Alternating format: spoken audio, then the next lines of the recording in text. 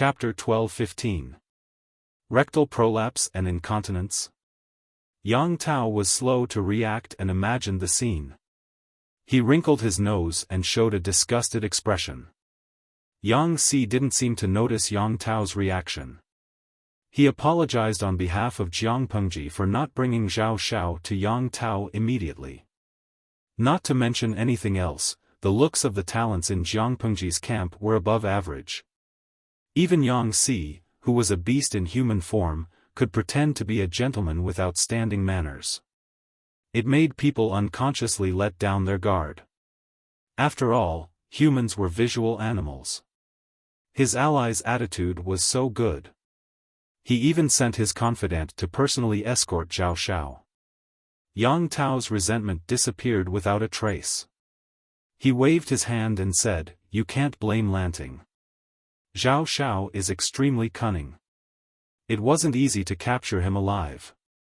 If Zhao Xiao hadn't been so good at escaping, Yang Tao wouldn't have been able to avenge his father now.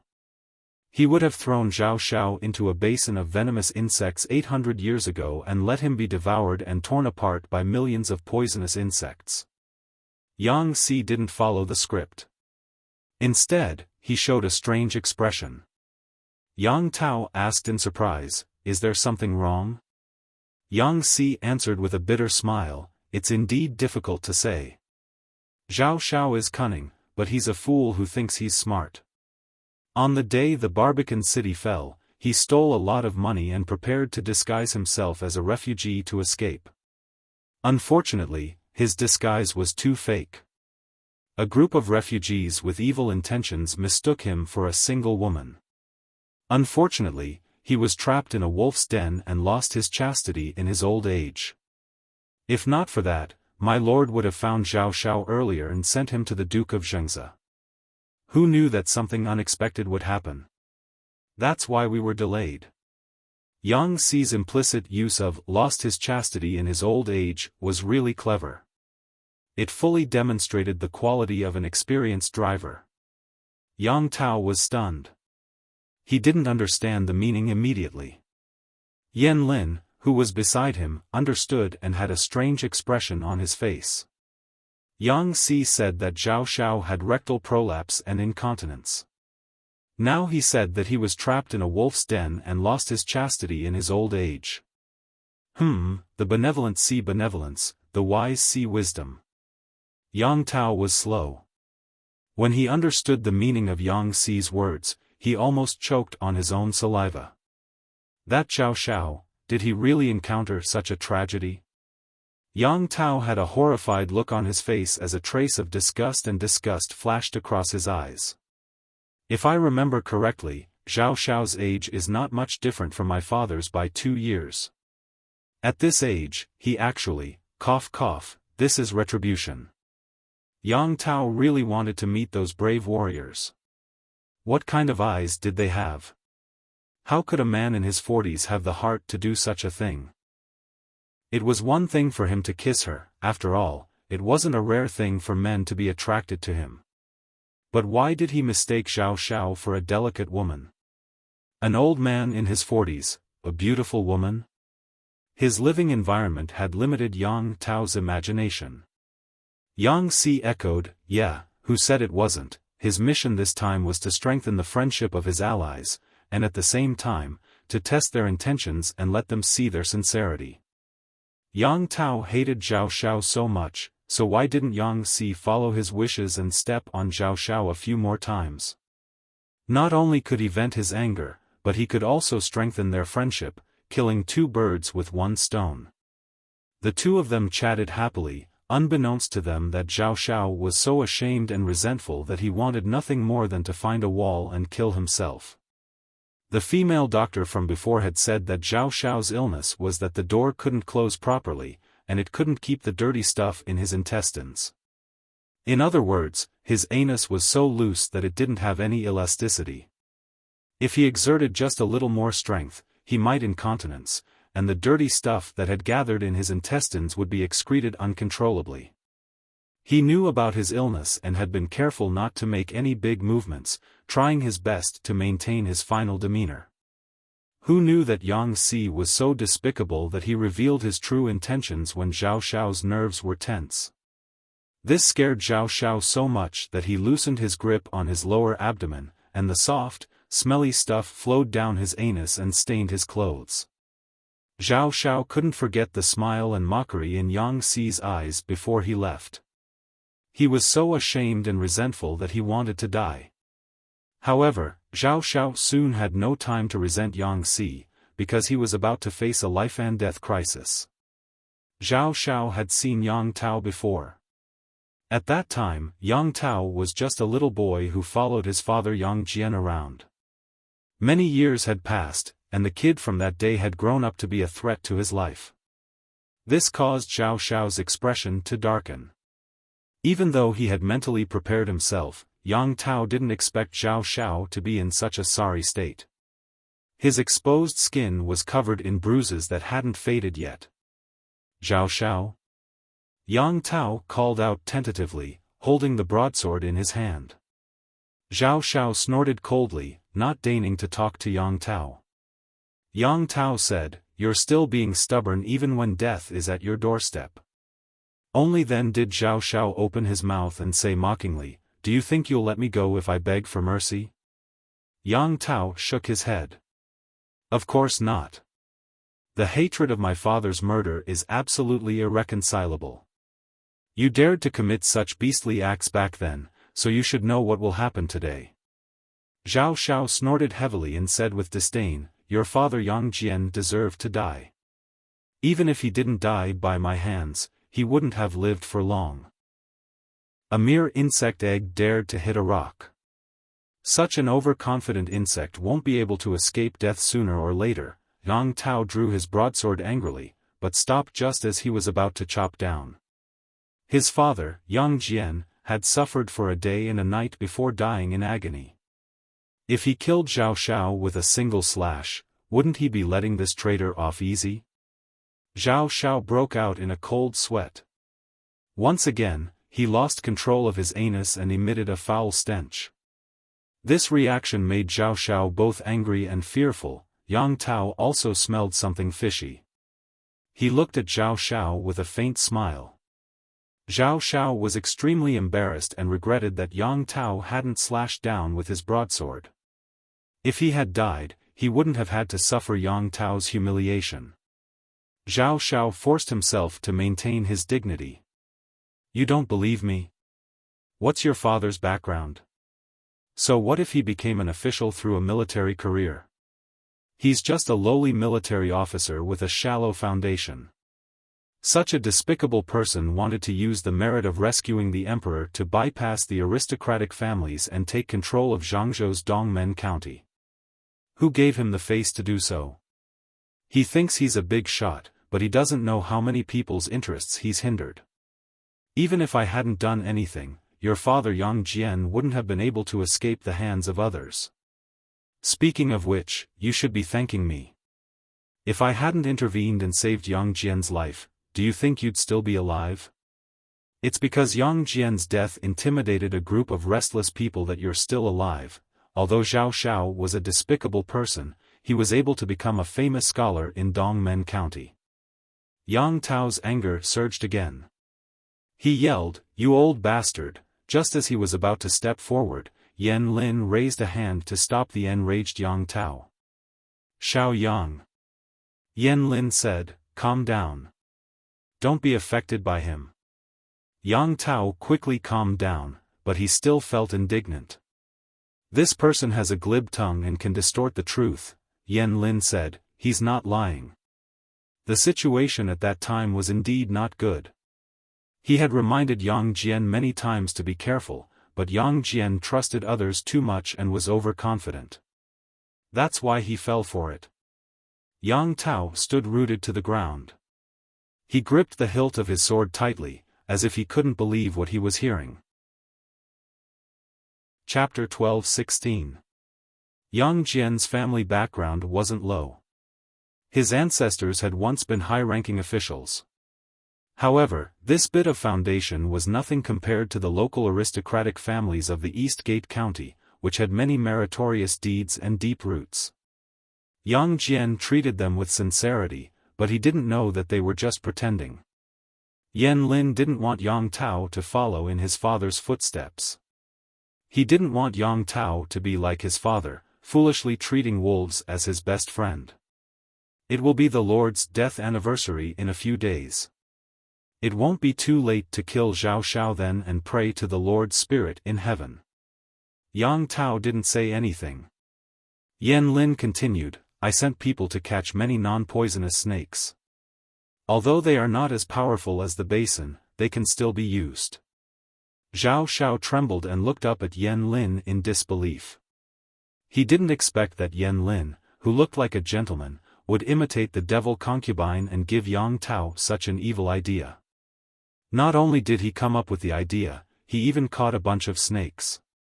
You can't spoil your son like this. Ah! Yang Tao was shaken. He said reluctantly, fine, let's do it.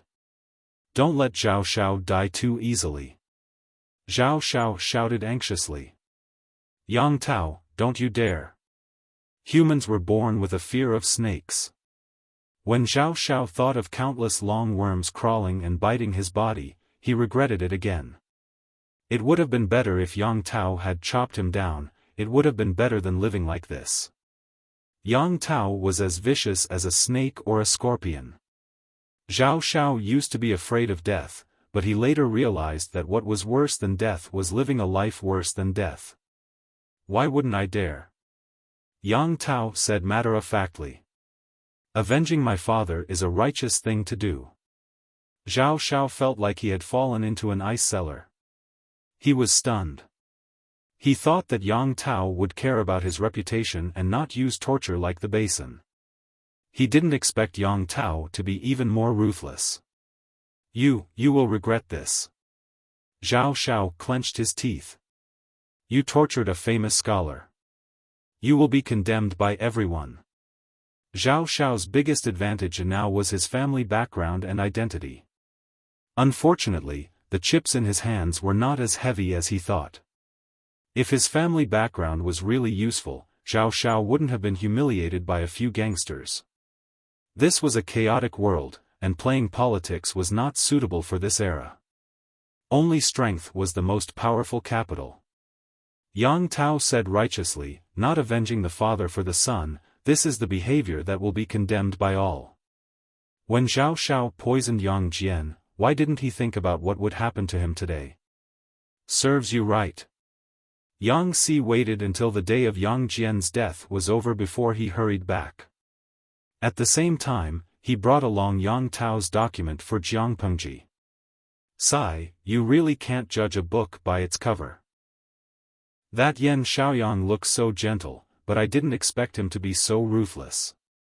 Yang Si snatched Qiguan Rang's feather fan and fanned himself, causing Qiguan Rang to roll his eyes. She asked, Yan Xiaoyang? What happened to him? Yang Si clicked his tongue. That Yan Xiaoyang threw Xiao Xiao into the snake pit on the day of Yang Jian's death. Who knew what snake cave he had dug to find so many non-venomous black spike snakes?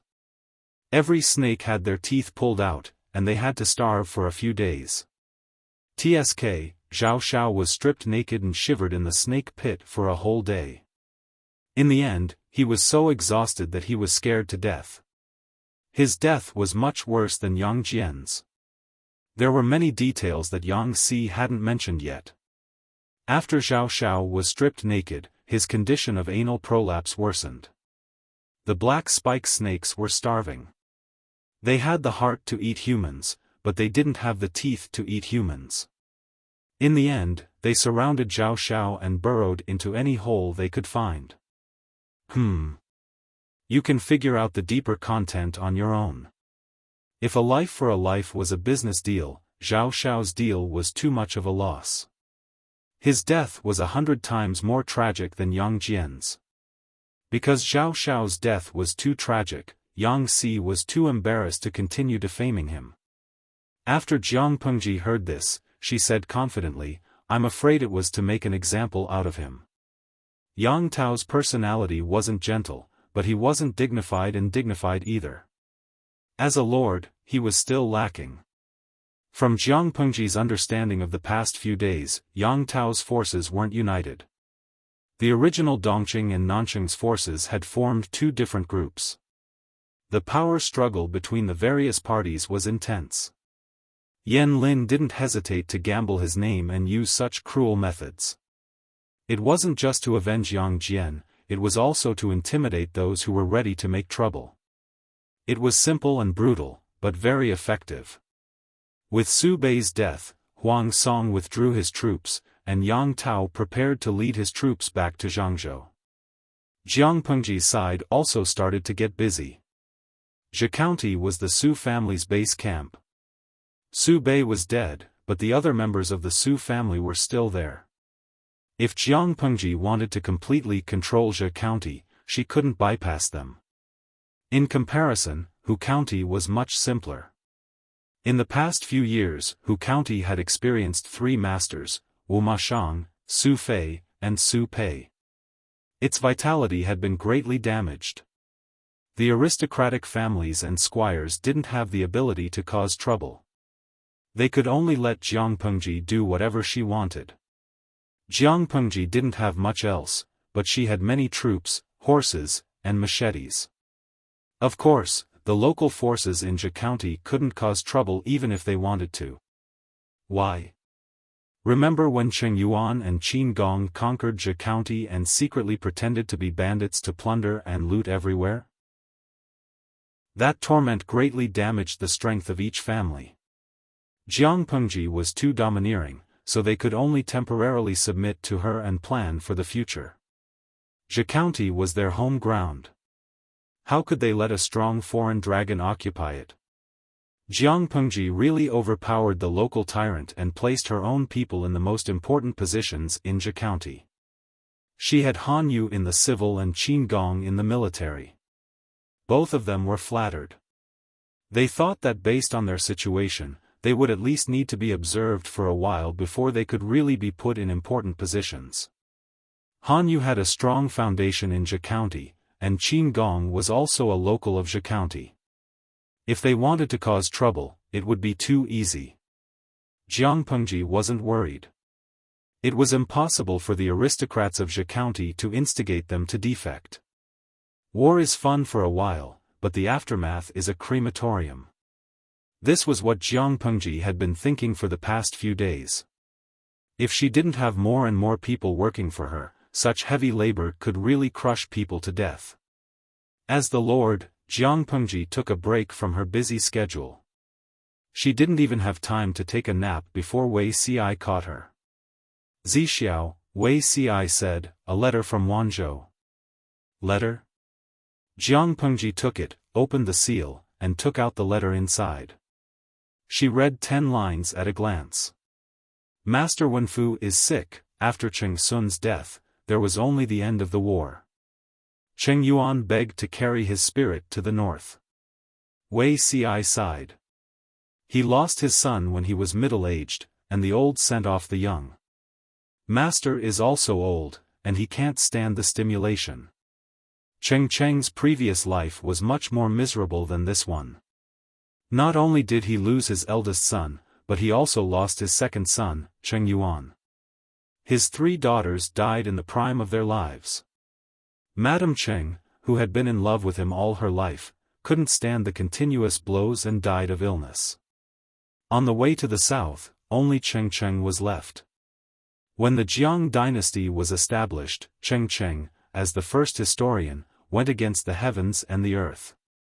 Later, he helped the emperor establish a relatively perfect examination system to select people. He unknowingly offended many influential families. No matter how others attacked him or how the influential families tempted him, he turned a blind eye. Chapter 12:17. Cheng Cheng's condition was far more serious than what was described in the letter. At one point, he was unconscious. All the famous doctors in Wanzhou were invited to take a look. Some gave him prescriptions while others vaguely told his family to be mentally prepared. Mrs. Cheng refused to accept reality. She changed her tearful dejection and went to ask if there were any better doctors. The result was disappointing. The Cheng family was in a gloomy mood. Cheng Yuan was even more devastated. He had to organize the funeral of his eldest brother, Cheng Sun, and take care of his seriously ill father and his exhausted mother. Not long after, he looked a lot more haggard and his whole body was thinner. Cheng Yuan regretted it more than once. If he had sent someone to capture Cheng Sun earlier and not given him the chance to kill himself, perhaps he wouldn't have died. However, he also knew that Cheng Sun was ready to die. How could it be so easy to stop him? Second Lang Jun, someone has sent a visitation card. Cheng Yuan took a deep breath and tried to dispel the tiredness of a sleepless night.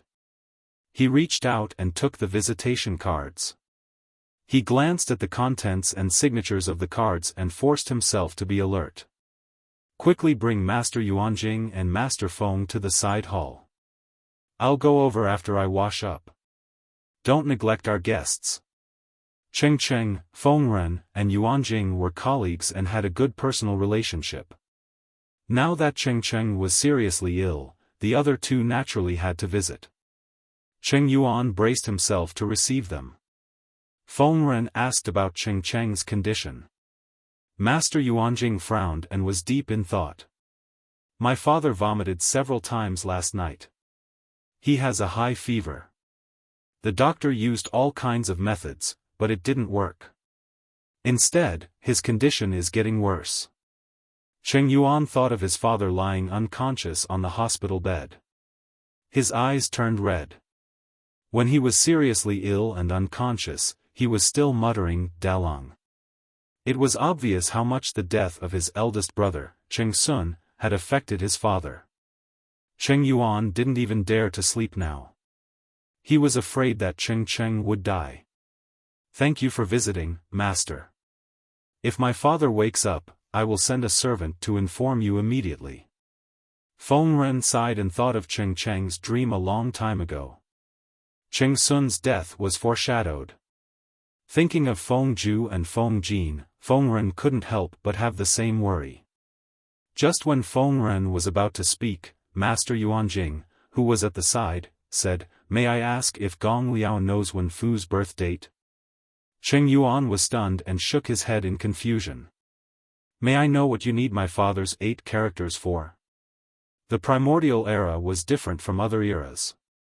People attached great importance to the 8 characters of one's birth.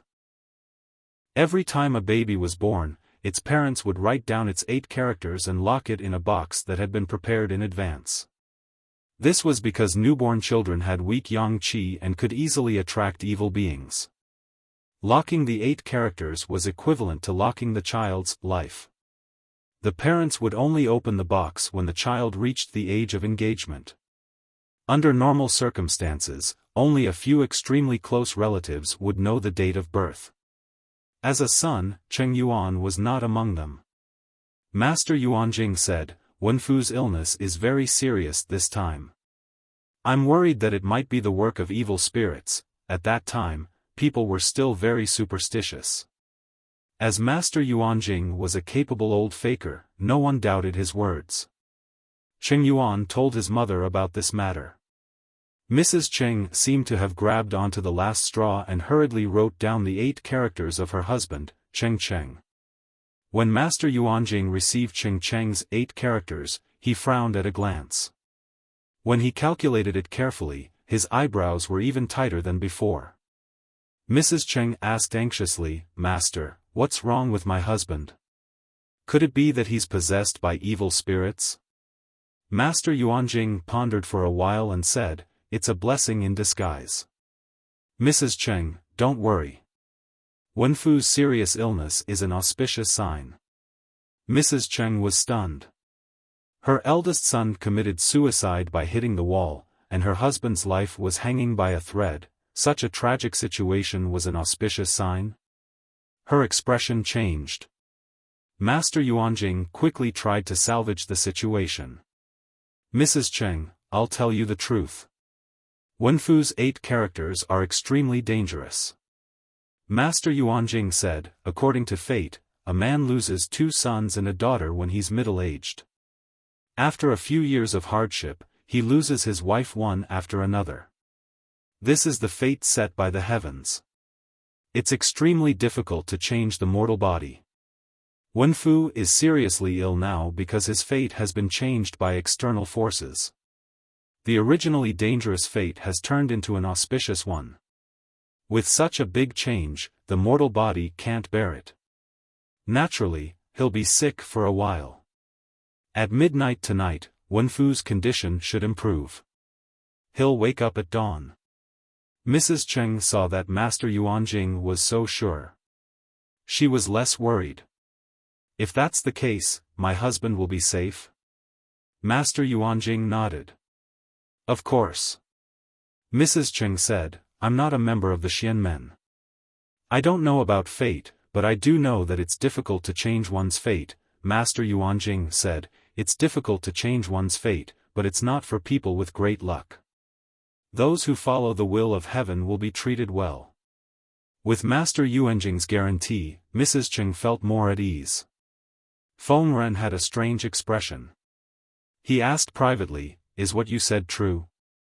Regardless of whether others believed it or not, Feng Ren didn't.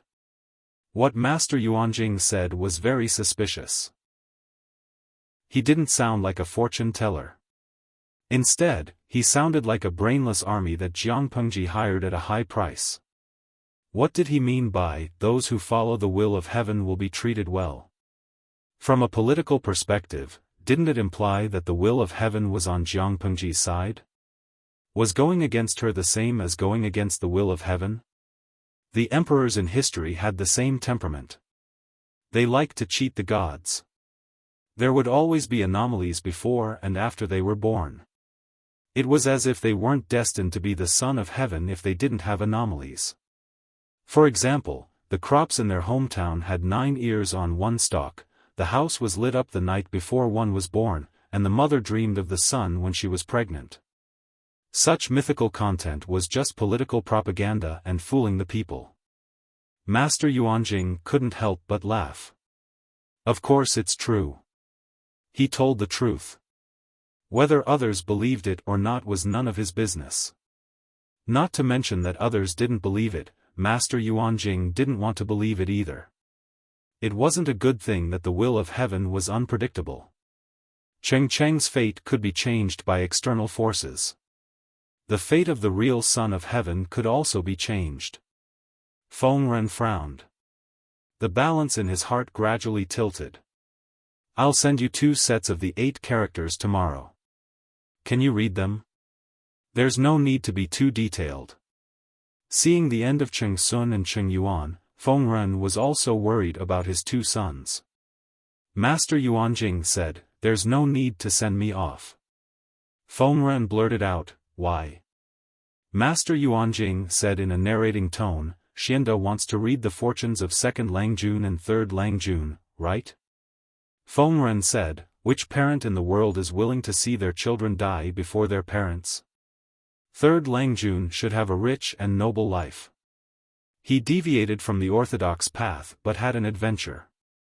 2nd Langjun is different. His official career is bumpy and he's depressed. Master Yuanjing said, however, their fate has changed. My cultivation is limited. I can't see what it looks like after their fate has changed. Their fate has changed too? Feng Ren's mood was like a roller coaster. It was up and down. Yes, Master Yuanjing said, but you can rest assured that there's no blood disaster for now. In other words, no matter what the outcome was, both of them should be able to survive. Feng Ren had an indescribable feeling in his heart. He said after a while, it's good that they're alive. Chapter 12:18. Zuda, what are you thinking about? Master Yuanjing saw that Tang Yao was lost in thought and the tea was spilling. He could not help but wake him up. Tang Yao was shocked. He almost got scalded by the teapot. He quickly put the hot teapot on the tea mat and returned to his normal sitting position. Master, I was distracted just now, Master Yuanjing sighed. What were you thinking about just now? Tang Yao stuttered. His mind was in a mess. There was too much to think about. I was thinking about Master Cheng's house. Tang Yao respected his master too much. He was not even willing to answer half-heartedly. He told the truth. There are two things. Obeying Lu Shi is obeying the heavenly mandate. Master once said that the changes in the Zhou Tian are endless. Therefore, the mysteries of heaven cannot be revealed and fate cannot be calculated. As for the two Langjuns of the Feng family, what you can say is definitely what you can say. Then, is there anything that you can't say? I have been analyzing things recently and I feel that. Tang Yao's voice became softer and softer as he spoke. His face was full of worry. His initial impression of Jiang Pengji was almost zero. However, with the things that happened and the changes in the past few years, he slowly changed his opinion. Even though there was some improvement, it was hard for Tang Yao to accept that Lu Shi was the real emperor. However, his master admired her so much. Tang Yao could only hold it in no matter how uncomfortable he felt. Master Yuanjing smiled. If the world is unified, which feudal lord do you want it to be? Tang Yao was stunned by the question. He almost bit his tongue. This. I have never seen the situation under the rule of other feudal lords. I don't know how the people's livelihood is. I can't compare, so I dare not say anything. Even though he was born in an aristocratic family, Tang Yao also wanted the people to live a better life and the world to be peaceful. He insisted on the idea of aristocratic families being the orthodoxy. He felt that this idea could help maintain peace and protect the interests of the aristocratic families at the same time. From this perspective, Tang Yao's ambition was the same as many scholars. They were different routes to the same destination. You're right. Staying in one place is like looking at the sky from the bottom of a well. You can't see more. Only when you travel thousands of miles, see mountains and seas, and experience the prosperity of the world can you compare the advantages and disadvantages of different places.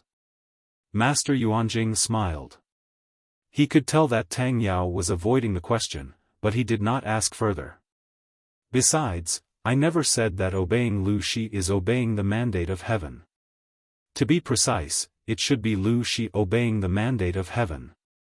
Tang Yao shuddered. It was the first time he heard such a firm judgment from Master Yuanjing.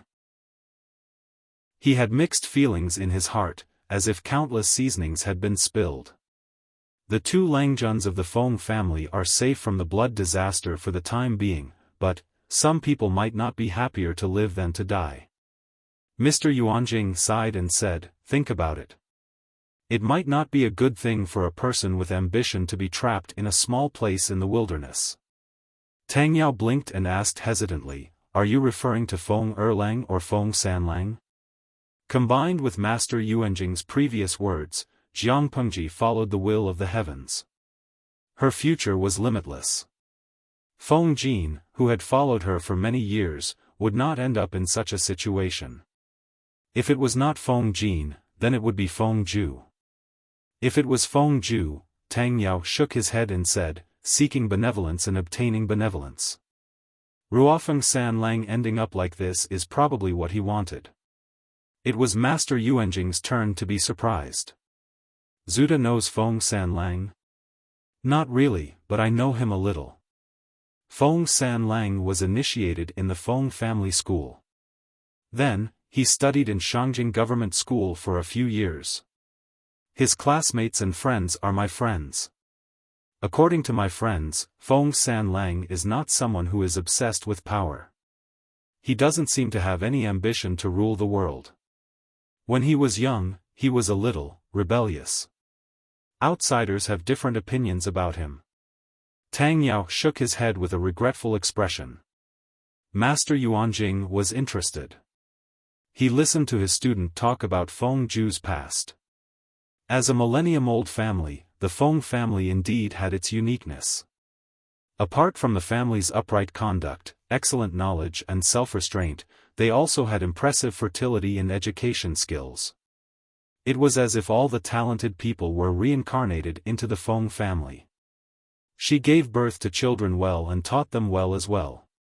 The Golden Scale Academy also borrowed the Feng family's education methods. Feng Ren even wanted to bring out the Feng family's rules.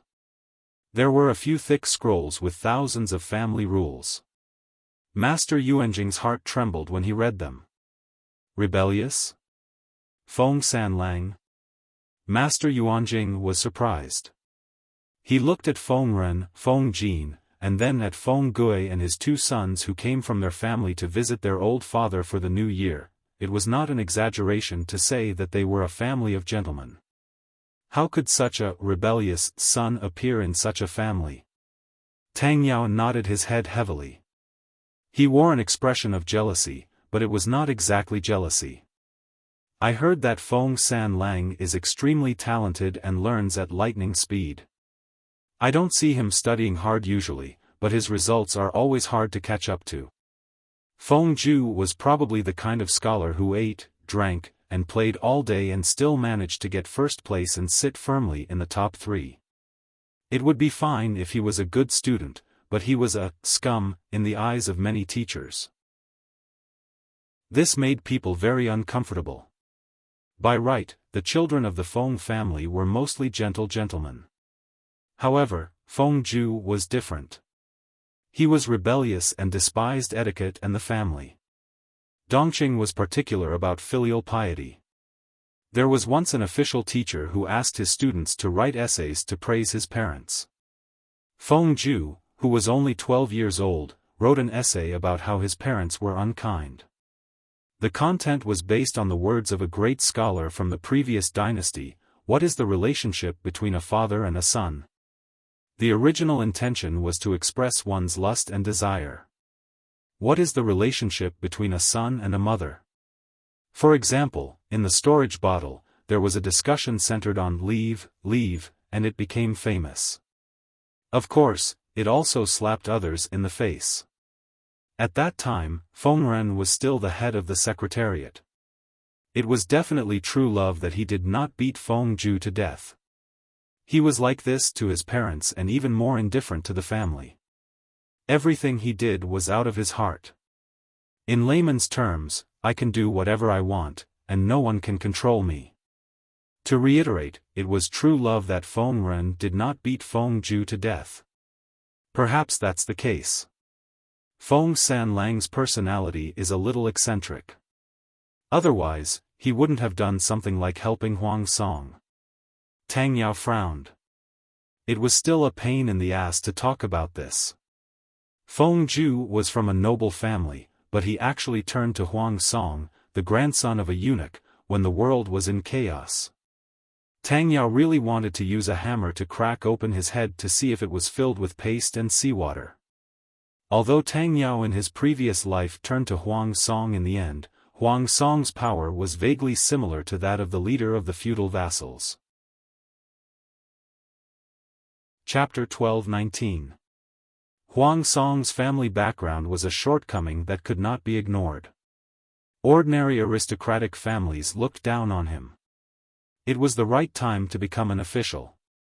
Not only would he not lower himself, but he could also help Huang Song and increase his bargaining chips.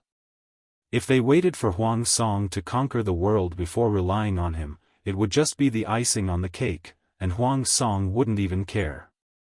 Who would have thought that Jiang Pengji, the bandit, would emerge as a new force? She single-handedly muddled the situation, and in the end, she made a beautiful comeback. Are you stupid?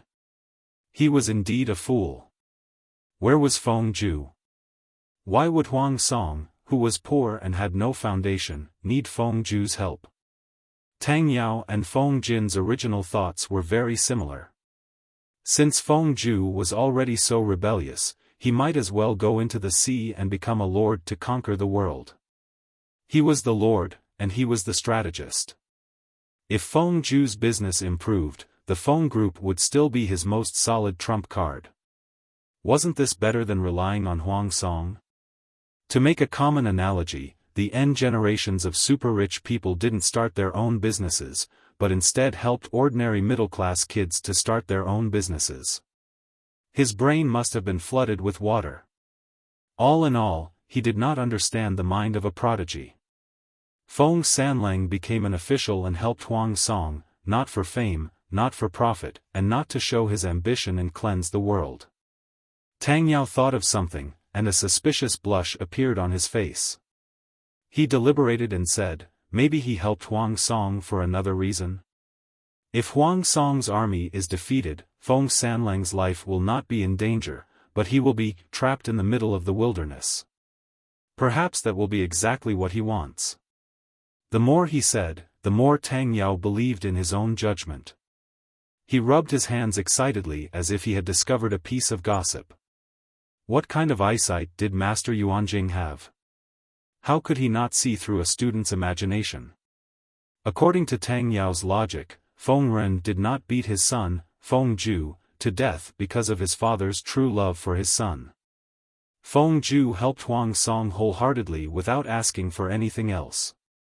Maybe it was also some kind of true love? This kind of flawless logic is great. Master Yuanjing felt exhausted. He vaguely understood the real reason why Feng Ju helped Huang Song. Speaking of which, Feng Sanlang is quite similar to me when I was young, Tang Yao exclaimed and looked up at Yuanjing. Similar? Very similar, Master Yuanjing could not help but laugh. High talent, arrogant, and self-centered. It was precisely because there was no difficulty in learning anything that he came up with the idea that everyone else is stupid, but I'm the only smart one.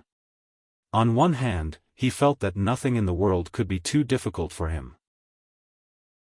On the other hand, he was tirelessly looking for things that could frustrate him. Naturally, this is also the reason why I set up the Tao of having students everywhere. He felt that he was too smart. He had to find something difficult to stump him, or else it would be too boring. Life was so long. Was he going to be bored and idle away his entire life? Dispirited my ass, let's get high. Of course, such Chinibu thoughts were something that only came to him when he was young. After years of accumulation and growth, Mr. Yuanjing really liked the feeling of teaching and educating people. He followed his own path seriously. Feng Ju was most likely the same. Perhaps to Feng Sanlang, helping an impossible person to ascend the world is a very interesting thing. Master Yuanjing smiled bitterly and said, although I've never met him, Feng Sanlang made me feel like I was looking at my younger self. It was unknown if he had already found his own Tao, or if he was still blindly moving forward. If it's the former, he won't have any regrets even if he loses, right? Because he didn't know what he really wanted, he would not feel regret even if he lost it after wasting so many years. When Feng Ju really matured and looked back, would he feel heartache and regret? Master Yuanjing sighed. That night, at the Cheng mansion. It's gone, it's really gone. The doctor tested Cheng Cheng's temperature. Indeed, the fever had started to go down. The servant girl in the room immediately passed the good news to Mrs. Cheng, Cheng Yuan, and Cheng Sanyang, who were waiting anxiously outside. When the three of them heard the good news, they immediately cried tears of joy. It was good that the fever had gone down. If Cheng Cheng collapsed, their backbone would be gone. Mrs. Cheng put her palms together gratefully and said, "Son, remember to prepare a generous gift tomorrow and personally thank Master." Cheng Yuan nodded heavily with his eyes red. They endured for a few more hours. Dawn broke, and the first ray of sunlight broke through the clouds. He's awake, Master is awake. Good news came one after another. Mrs. Cheng walked excitedly to Cheng Cheng's bed with the help of her children. Wen Fu, Madame Cheng was very emotional. Tears welled up in her eyes and rolled down her cheeks. Cheng Cheng felt his body heavy. He couldn't move his limbs. His eyelids were so heavy as if they were filled with lead water. He couldn't open his eyes no matter how hard he tried. When he was seriously ill, he still had some consciousness and could hear the sounds of the outside world. Hearing that his relatives were so worried about him, Cheng Cheng's sorrow for losing his eldest son lessened a little. He opened his eyes with difficulty and flicked his fingers a few times. His blurry vision gradually became clear. He felt that he had been lying there for a long time. His body and bones were so numb that they didn't feel like his own. It took him a while to recover. "Madam," Cheng Cheng's eyes turned and fell on his second son and daughter who were kneeling at the side. His heart warmed. He was about to raise his hand, but before he could raise it too high, his wife held it tightly. Cheng Cheng forced a weak smile. "Your husband has woken up. This is a happy occasion. Don't cry. You guys should also persuade her. Crying too much will hurt her eyes." Cheng Yuan and his sister went up to persuade Mrs. Cheng. The family of four was surrounded by a warm atmosphere. There was a saying in the world that illness came like a landslide and went away like spinning silk. This saying was not suitable for Cheng Cheng. The doctor felt his pulse and was surprised to find that Cheng Cheng's body seemed to have no hidden dangers other than being a little weak. On the contrary, because of this serious illness, the stagnant qi of illness had been released from his body. He would recover after resting for a while. This is really strange. I've never heard of this before. The doctor sighed. Mrs. Cheng's heart skipped a beat. She told Cheng Cheng about Yuan Jing's words. "Sir is really straightforward." Cheng Cheng looked surprised and said, "Madam, you don't know this. When I was seriously ill, I faintly felt that my body was getting lighter and lighter.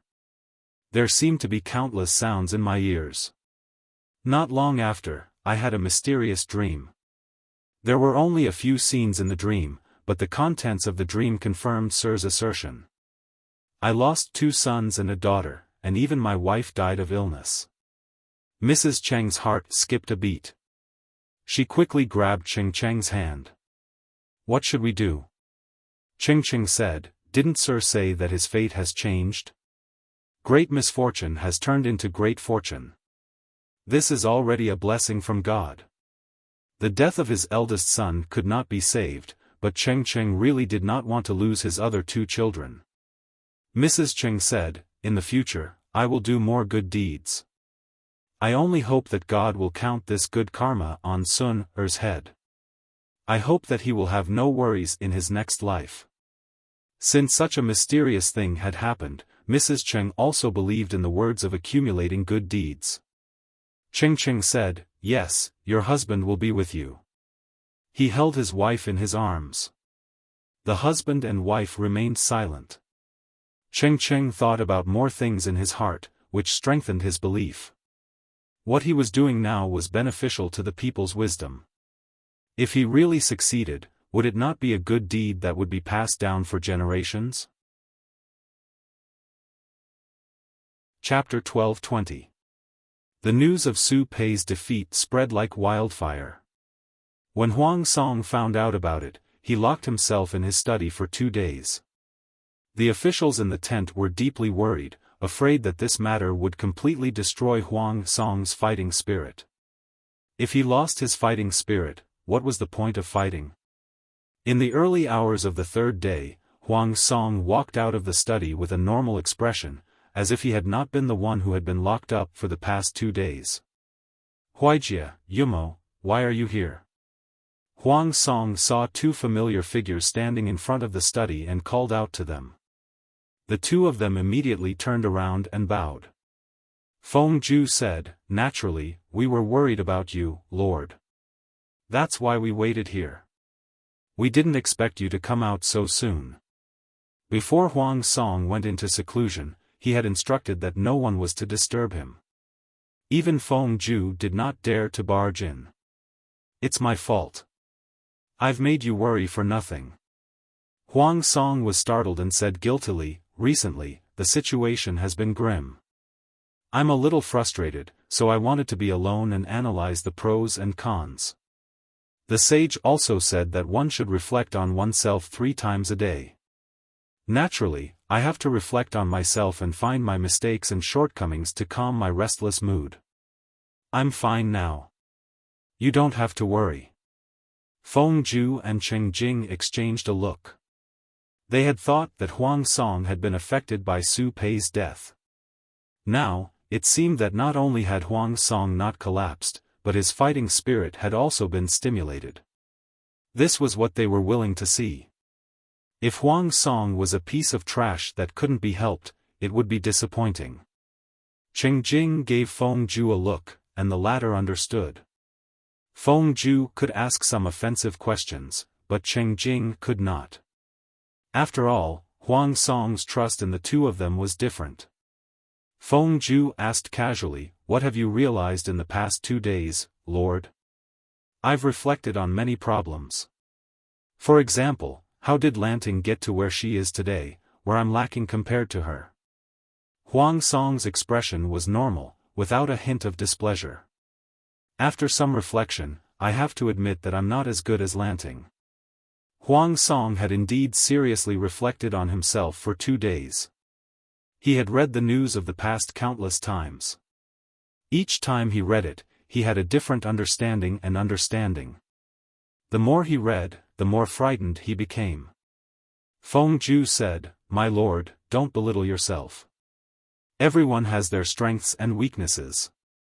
The Duke of Lanting is not perfect. Wuxia, you don't have to console me. I can still judge right from wrong. If he could win, then he could win. If he couldn't win, then he couldn't win. There was nothing to be afraid of. Forcefully belittling Lanting is just deceiving yourself and others." A hint of a smile appeared on Huang Song's face. His burning eyes carried a bit of sharpness. The situation in the world is changing rapidly. Even if it's not as good now, it's not impossible to catch up in the future. Seeing that Huang Song was full of vigor, the two of them completely put down their worries. It is not too late to mend the dungeon after the sheep is lost. Huang Song continued, "When Lanting finishes resting, he will most likely find an excuse to attack me." Cheng Jing and Feng Zhu did not say anything. This was the consensus of everyone. Although Lanting is strong, I am not weak either. If she wants to beat me, she'll have to show her skills. Huang Song's expression was solemn. He suddenly took a step back and clasped his hands in front of his chest. He said to the two of them, "Wuxia and Yumo, please let bygones be bygones and help me get through this." Huang Song's action was beyond their expectations, but they could also feel Huang Song's seriousness and sincerity, so they naturally didn't dare to be negligent. "Yes." Huang Song had just walked out of the study. At this moment, he led the two of them into the study again. The 3 of them had a secret discussion for several hours. When they left, Feng Zhu and Cheng Jing walked side by side halfway. Cheng Jing said, "My lord has indeed improved. If it had been earlier, the situation would have been much better." As the lord, Huang Song could take the initiative to admit his mistakes. He admitted that he had previously shielded the Yuanshur's generals, causing the civil and military forces to lose balance. The Yuanshur was Huang Song's family after all. Asking him to admit this was a mistake was tantamount to slapping his own face.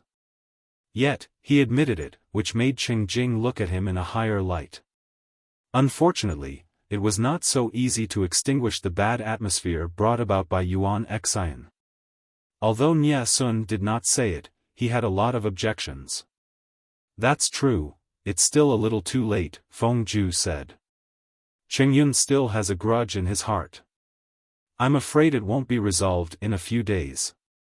He folded his hands in his sleeves, looking calm and relaxed. There was even a faint smile on his lips, as if he was not worried about this at all. Cheng Jing said, "Cheng Yun is a true gentleman. If my lord is honest with him, he will definitely be able to untie the knot in your heart." Fortunately, Nia Sun was a gentleman. Even if he had resentment in his heart, he would not do anything to hurt his lord. If it were Qiguan Rang or Yang Si, what if they tried it? They could stab their lord to death in minutes. The biggest difference between them and other counselors was their thinking. Traditional counselors were particular about loyalty. They were loyal to their lord. They would spontaneously put their lord on a pedestal and put themselves in a lower position. They would often spoil their lord to the point of no return. Non-mainstream counselors were particular about following one's heart. Their lord was just a boss. To them, being a counselor was just a job. They did not have to cling to their job for the sake of a good-for-nothing boss. If they were not satisfied with their job, they could just jump ship and find another one. If their lord was not satisfied, they could just stab another one to death. It was such a simple matter. There was no need to seek death. Therefore, in the previous life, Qiguan Rang killed his old lord, Prince Changshu. In this life, Yang Si jumped ship from Prince Changshu's side and even schemed against him. Huang Song was lucky enough to meet Nye Sun, so he was still safe for now. If the public relations following the crisis were done well, the ruler and his official would be able to return to normal. The two of them walked side by side for a while until Huang Song's residence was far behind them. There was no one around. Cheng Jing asked, "Lu Shi is coming in full force. I'm afraid he won't be easy to deal with." Feng Ju tilted his head and smiled faintly, but his eyes were cold. If Lu Shi is easy to deal with, the Tsing-Yi army, the Red Lotus group, the northern borderline, the Meng family of Zhangzhou, and Su Bei from Zhe County, they lost too unjustly. This person could successively defeat his enemies and achieve victory. He rose to power by stepping on the corpses of thousands of enemies. How could he be easy to deal with? What made Feng Ju even more frustrated was another matter. He had not heard any news of the Feng family's official counselors taking sides. The Feng family's disciples stayed in Shenyang County peacefully. What did this mean? Either the Feng family felt that the situation in the world was still unclear and that it was not a good time to choose a side.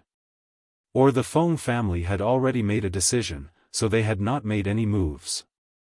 If it was the former, Feng Ju was not worried. If it was the latter, it meant that the Feng family thought highly of Jiang Pengji. That was why no one from the Feng family became an official. It was because Jiang Pengji already had Feng Jin, who was of noble birth. If another person from the Feng family came under her banner, it would inevitably give Jiang Pengji, who had a strong personality, the misconception that the Feng family wanted to infiltrate and seize power. It would be detrimental to the interests of the family. The aristocratic families had different ways of dealing with different feudal lords. If it was a lord with a strong personality and was arbitrary, the aristocratic families would take the initiative to avoid her and maintain a safe distance. Chapter 12:21. Fighting for the most advantageous situation in different environments was their way of survival for many years. The Feng family was the same, but they saw it more clearly and were more decisive in making their choices. According to Feng Ju's understanding of the family, this matter was most likely settled. Cheng Jing suddenly asked him, "Actually, there's always something I don't understand." Feng Ju tilted his head and looked at him. "What is it?" Cheng Jing said, "Why did Huijie assist the Lord in the beginning? Was it because of the friendship of youth?" Master Qiguan could not understand why Wei Ci wanted to be Jiang Pengji's strategist. Cheng Jing also could not understand why Feng Ju followed Huang Song. Huang Song trusted Feng Ju so much, and Feng Ju treated Huang Song the same way. Everything had a reason. Everything had a reason, didn't it? Feng Ju was speechless in his heart. Friendship of youth? It shouldn't be considered. When Feng Jin brought the pregnant Wei Jingxian to Shangjing as a hostage, Feng Ju, the mischievous child, also followed them. Because he was bored, he wandered around and coincidentally met Huang Song, who was on patrol in Shangjing. He helped Feng Ju out of trouble and they got to know each other. Up until the earthquake in Shangjing, Feng Ju had only known Huang Song for 3 to 4 months. How deep a friendship of youth could there be in 3 to 4 months? Qing Jing saw through Feng Ju's gaze and asked, "Why is that? Have you ever thought about what you want to do?" Feng Ju asked in return, "Something that won't make you lose interest quickly." Qing Jing was puzzled. "What do you mean?" Feng Ju seemed to be narcissistic. "Ever since I could remember, I have shown talent that others can't match. I learn everything very quickly. When I completely learned it, I felt how boring it was to repeat it day after day. Even my life became barren. Wasn't it a waste of time to do nothing?" My elder brother disapproved of Ju's actions and often reprimanded and reminded me. Later, when I met the Lord, my second brother harbored a deep prejudice against me. The earthquake in Dongqing and the country was not about to collapse. At that time, I saw a different ambition in the Lord. He saw an ambition that even Huang Song himself had not discovered. It was this little bit of ambition that allowed him, whose life was as barren as a desert, to see the hope of an oasis. Feng Ju had deliberately set things up and pushed Huang Song from behind the scenes to the front of the stage, allowing him to rise higher and be envied by others. He had also caused him to suffer a heavy blow when he was full of himself.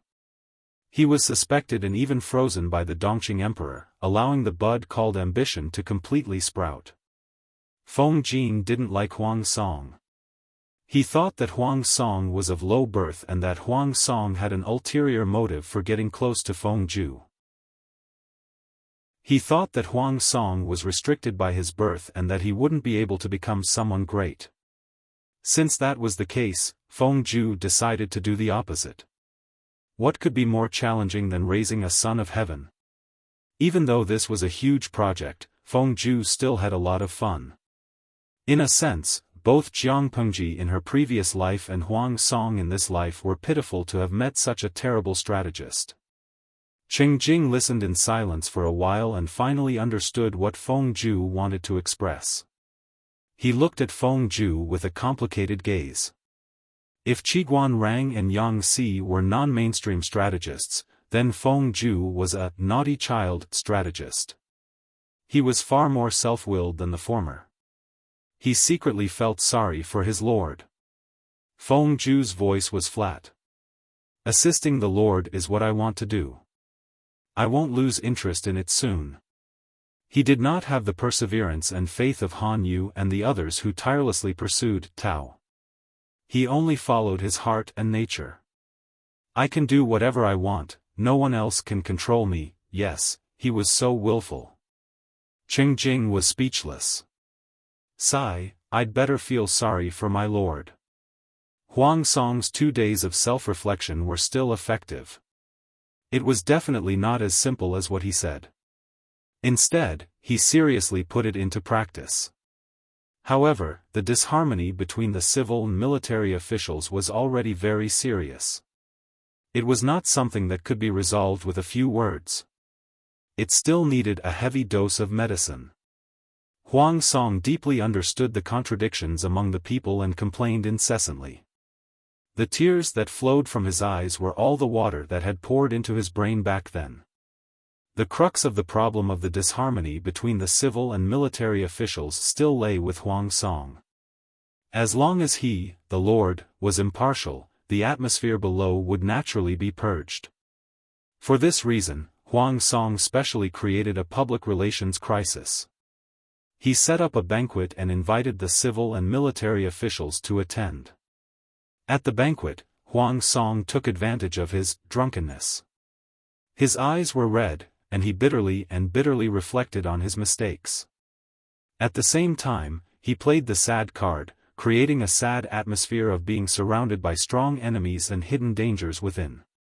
He did not criticize others. Instead, he blamed himself and took all the blame that did not belong to him. Everyone in the tent blushed when they heard this and began to reflect on themselves. Huang Song was also an award-winning actor. He sang, recited, acted, and performed a set of punches. The effect was better than expected. After that, he repeatedly beat them, and the atmosphere was refreshed. There was not much time left for Huang Song. Jiang Pengji would recuperate for a few more months at most. The earliest would be next spring, and the latest would be next autumn's harvest. Huang Song was like a student who had wasted a winter and summer vacation. He only worked hard overnight to finish his homework when school was about to start. Even if he finished his homework on time, his learning efficiency was not as good as that of a well-behaved student with a solid foundation. As the most powerful vassal in Dongqing, Jiang Pengji's every move would inevitably attract the attention of her neighbors. Needless to say, Huang Song was now hiding in his own territory and quietly growing stronger, waiting for a good opportunity. Another neighbor, separated by Zhangjiang Pass, was also secretly observing her. On one hand, she eliminated the hidden dangers within, and on the other hand, she paid attention to the enemy's movements. Cough, cough, cough. If there's any news in the future, continue to pass it to me. After Niel Yang finished speaking, Wei Dan brought up the medicine that was just the right temperature. He stared at Niel Yang and drank it all. Wei Dan said, "Okay." Niel Yang drank the bitter medicine and coughed for a while.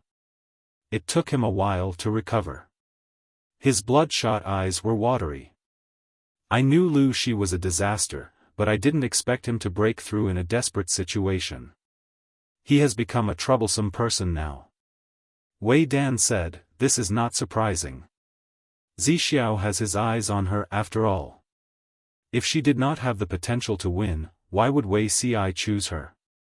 Which vassal in troubled times did not climb up by stepping on the bones of their enemies?" Niel Yang's eyes were as cold as the cold moonlight, flashing with rays of light. There were many hidden dangers in the Nie family, and he had already thought of ways to deal with them. He had no ambition and was not keen on power. Originally, Niel Yang only wanted to assist the head of the Nie family to ascend to the throne, but it was different now. If he did not seize it now, could he watch helplessly as the Nie family's foundation was destroyed by a group of people blinded by greed? The Nie family seemed to be at the height of its power, but in fact, it was going downhill. According to his understanding of Jiang Pengji, this woman's ambition would never be satisfied with just Dongqing. The Nie family, or Zhongzhao, was also a piece of meat that she coveted. If Niel Yang wanted to protect the Nie family, he had to fight for it and seize it. As long as he was the final victor, the Nie family would be safe. Cough, cough. Zixuan, my mouth is a little bitter. Help me get some candied plums. Of course, he had to recuperate before that. The situation of the world was like the clouds in the sky, moving when the wind blew and calming when the wind stopped. Jiang Pengji led her troops to stir up the forces in the south of Dongqing. After she was done, she returned home in glory with spoils of war and fruits. It's another year. What should we eat for this year's New Year's banquet? Chapter 12:22. Xie Zhe sighed and said, "The people here are so enthusiastic." Countless people lined the road to welcome them. Warm handkerchiefs, sachets, and sachets fell like raindrops. Xie Zhe was stunned and sighed with emotion. He was young, strong, and had a strong recovery ability. His heavy injury was almost healed, and now he was full of vigor again. Although he was a surrendered general, Jiang Pengji didn't give him any special treatment. The other people didn't know which general was which. They would throw sachets and handkerchiefs to whoever was wearing powerful armor, who was good-looking, and who had an extraordinary temperament. Xie Zhe relied on his beautiful face that was gifted by his parents to swindle a lot of sachets and colorful handkerchiefs.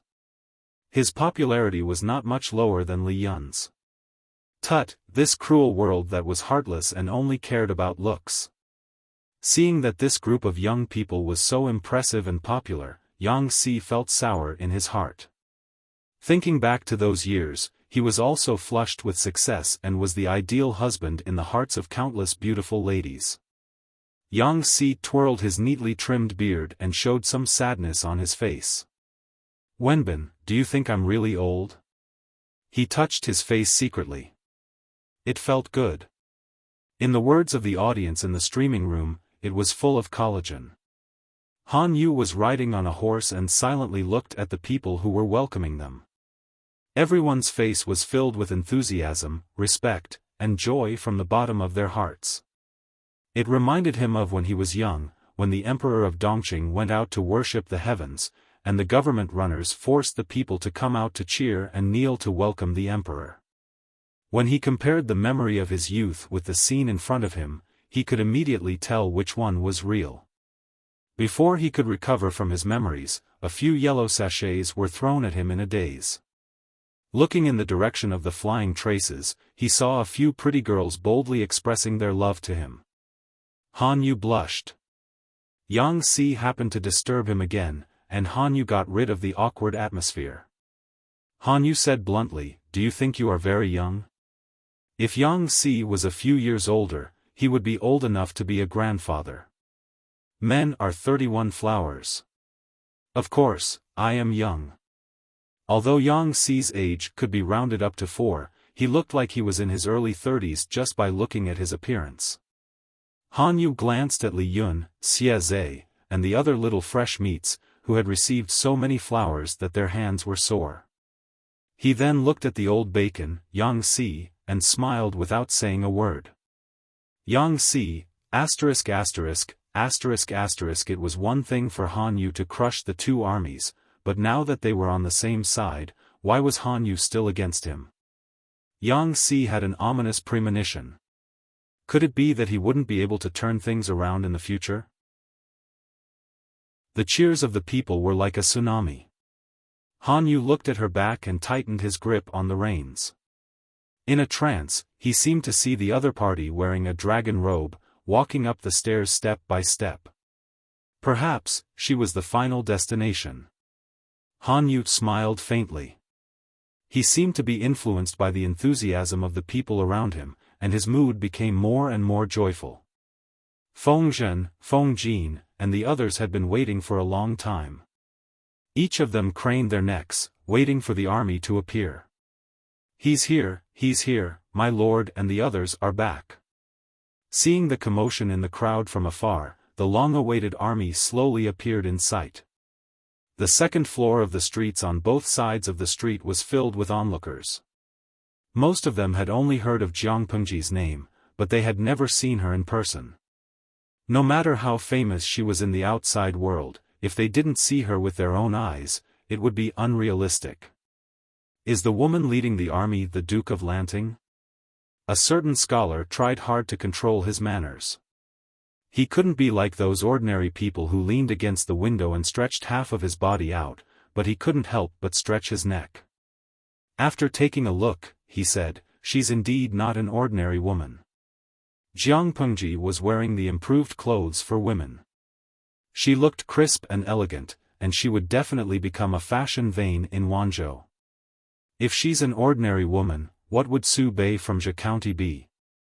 Another scholar said with a smile, "I thought the Duke of Lanting would be a strong and sturdy woman with dark skin like a boar." Looking at her now, it seems that although her appearance isn't stunning, it's not bad either. Many people had heard of Jiang Pengji's deeds. An image of a strong and sturdy man appeared in their minds. Who would have thought that she would be considered a beauty? I heard that the Duke of Lanting hasn't gotten married yet. I wonder what kind of man would be able to catch her eye. It can't be you or me. That's strange. Why hasn't the Duke of Lanting gotten married yet? Her knees are so shabby that it makes people anxious. Yes, anxious. Wei Si's policy of public opinion was still useful. The school of novels had also flourished in the past few years. There were storytellers on the streets and alleys, in restaurants and tea houses.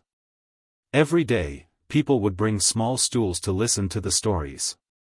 In the past few years, the territory under her rule was filled with brainless fans who sang praises of Jiang Pengji.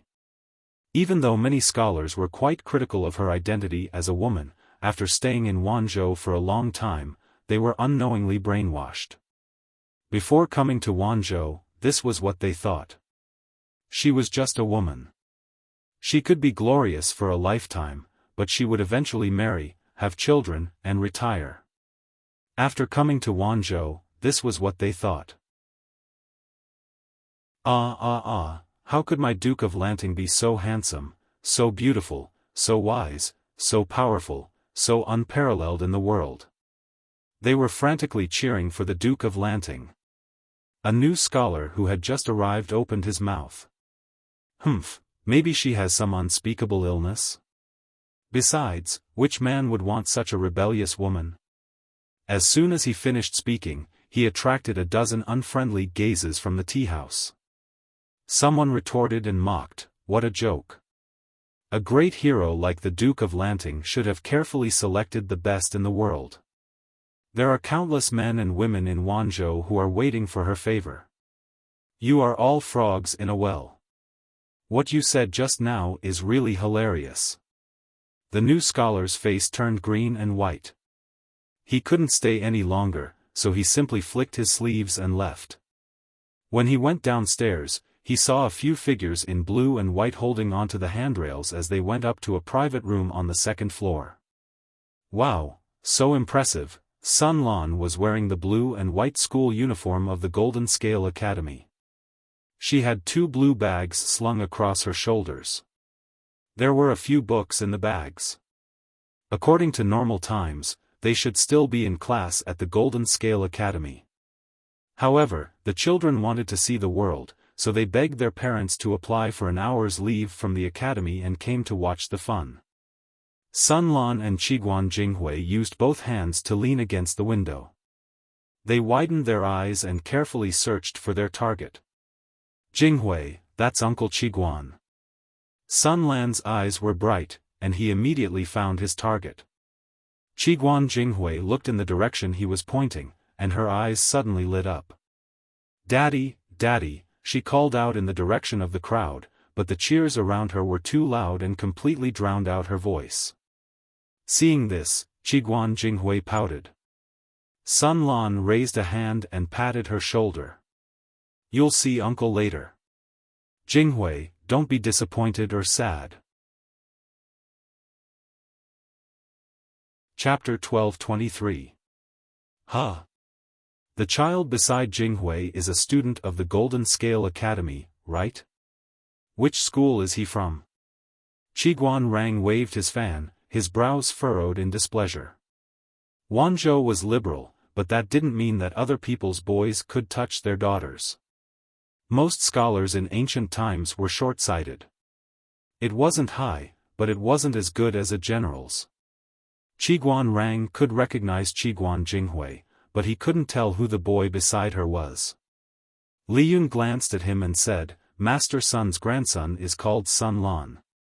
He still remembered that Sun Lan was an introverted and shy boy, but now he was much more outgoing. Sun Zidao's grandson? So it's him. When Jiang Pengji sent troops to Mengzhan, Qiguan Rang was in charge of Chongzhou and assisted Sun Wen in governing Beizhou, Beijiang. He often heard Sun Wen talk about his grandson, so he had an impression of him. Li Yun smiled and said, "The children have a good relationship." The parents' generation had a good relationship, so they naturally hoped that the next generation would get along well. If nothing unexpected happened, these children would be the cornerstone of the future.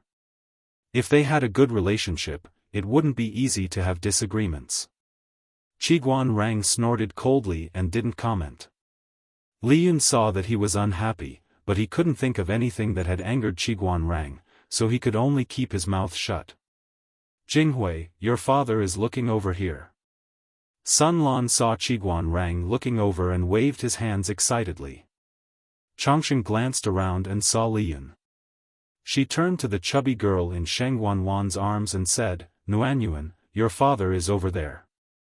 The chubby girl was Li Yun's eldest daughter. She was named Lin Wan, and her nickname was Nuanyuan. She lived up to her name. She was always smiling and would laugh at whoever teased her. Her smile was warm and clean, and she rarely cried. Chongsheng and the others liked her very much when they first saw her. Nuanyuan was at the age where she liked to babble. The first word she learned was father. Hearing the familiar pronunciation, she immediately turned to look at Chongsheng. She smiled, revealing her red gums and 2 or 3 white teeth. Father.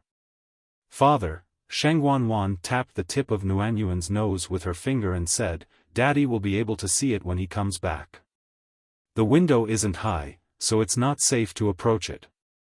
Chongsheng's children were not tall, so they would be fine if they leaned against the window. However, it would be different if she carried Nuanyuan close to the window. Nuanyuan did not know what Sheng Wanwan was talking about. Instead, she opened her mouth and sucked on Sheng Wanwan's fingertip. The atmosphere in the private room was harmonious and relaxed, but the atmosphere outside was still high. Master, Jiang Pengji got off the horse and threw the reins to the soldiers. Feng Jin and Feng Zhen, who had been waiting for a long time, went forward to welcome her. Cheng Yuan was also there, but his cheeks were thinner than before, and his chin was sharper. Thank you for your hard work. Jiang Pengji raised her hands and helped them up. It's not hard at all. It's part of my duty to share my lord's burden. It was not a place for them to chat and reminisce about the past. Jiang Pengji returned to the manor and sent people to disperse the people who had gathered together in an orderly manner. Because they were tired from the long journey, Jiang Pengji considerately asked everyone to go back to the manor and rest for a while. The rest of the matters could be discussed the next day. Han Yu and Xie Zhe were both newly surrendered. It was reasonable to say that they had no property in Wanzhou. However, Jiang Pengji had already sent people to bring their families to Wanzhou in advance. The manor and residences had already been prepared. Xie Zhe returned to the manor under the guidance of a servant. From afar, he saw his wife waiting at the gate with her servants. He was very excited. He had been mentally prepared to die on the battlefield and be separated by life and death. He had never thought that there would be a day when they would be reunited again. When a husband and wife met, they naturally had a lot to talk about. Compared to the harmonious and sweet relationship between the husband and wife, the other couple was a little cold. Han Yu and his wife were considered a young couple. They knew each other very well. He could tell at a glance whether his wife treated him sincerely or perfunctorily. Her husband had just escaped from death. Even if she didn't welcome him warmly, she should at least ask about his well-being. However, his wife didn't even bother to put on a show. Thinking about what Wei Ci had said earlier, Han Yu felt very upset. Does my wife resent your husband? Han Yu asked softly. Mrs. Han had a dignified demeanor. There was not a single flaw on her body. She was as perfect as an exquisite porcelain doll. I am more than happy that you have come back safely. Why would I resent you? Mrs. Han smiled and turned around to order the servant girls. She asked the servants to prepare hot water and clean clothes for Han Yu. At the same time, she asked the concubines from the backyard to come out and serve Han Yu. Han Yu didn't take any concubines after his marriage. However, he had 2 servant girls who served him before his marriage. Mrs. Han generously accepted them and even raised their status. Not only did she treat the concubines well, but she also took good care of the sons of the concubines. They were so perfect that there was no fault to be found. Seeing this, Han Yu could only sigh. My wife, why don't we have a talk? Han Yu said. Mrs. Han seemed to be surprised. She asked him in reply, talk about what? Han Yu choked and didn't know how to continue the conversation. He could see that his wife was dissatisfied and even resentful. However, she denied it, so he couldn't force her. Nothing. Master Yuanjing is here now. As his disciple, I should pay him a visit. Mrs. Han smiled. If that's the case, I will help you prepare. It's rude to come empty-handed. Han Yu could only stare at her. When Mrs. Han was about to walk out of the door, he said, although the Duke of Lanting is a woman, she is also an outstanding person. She is no worse than the Duke of Xinjiao. In Han Yu's eyes, Jiang Pengji was certainly no worse than Su Pei, but she still had to say what she had to say. Lang Jun is the head of the family. I am just a woman from the backyard. Why are you telling me this? Mrs. Han maintained a perfect smile on her face, but she was unhappy in her heart. First, she was sent to Wanzhou as a captive. Although he didn't neglect or offend her, it still bothered her and made her feel bad. She thought that Han Yu would rather die than surrender. He might not imitate Cheng Sun, but he wouldn't surrender to Lu Shi easily. She didn't expect that Han Yu would surrender to a new master so easily. Moreover, the new master was not close to the gentry but friendly to the poor. Han Yu's surrender to Lu Shi became a joke among the gentry in Jia County, which made her feel even more ashamed. That feeling turned into resentment, but she buried it deep in her heart and didn't want to talk about it with others. Han Yu really didn't have a good eye. That day, every household was not peaceful. Li Yun went home, hugged his daughter and kissed his wife. He was so happy that he looked like a fool. Before the banquet started, the gatekeeper outside the house announced that a guest had arrived. Who is it? The gatekeeper said, the guest claims to be from the Xie family. Li Yun suddenly remembered who it was and heard a clang. His father, Xie Qian, was so shocked that he dropped his chopsticks on the table. The Xie family? Xie Qian was surprised.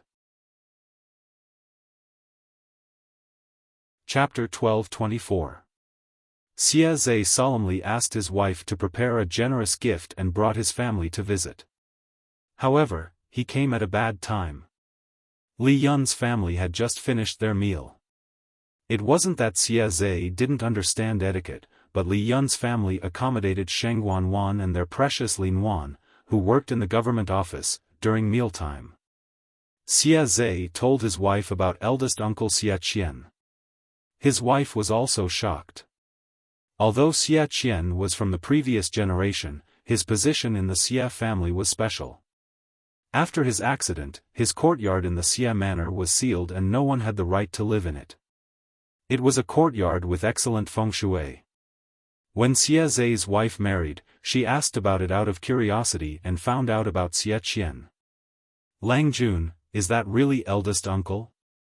Madame Xie Zhe sat by his side and waited. Her gentle black eyes carried a tinge of surprise. I heard from the old servant that first uncle had already. This is Commandant Li Yun's mansion. How could first uncle be here?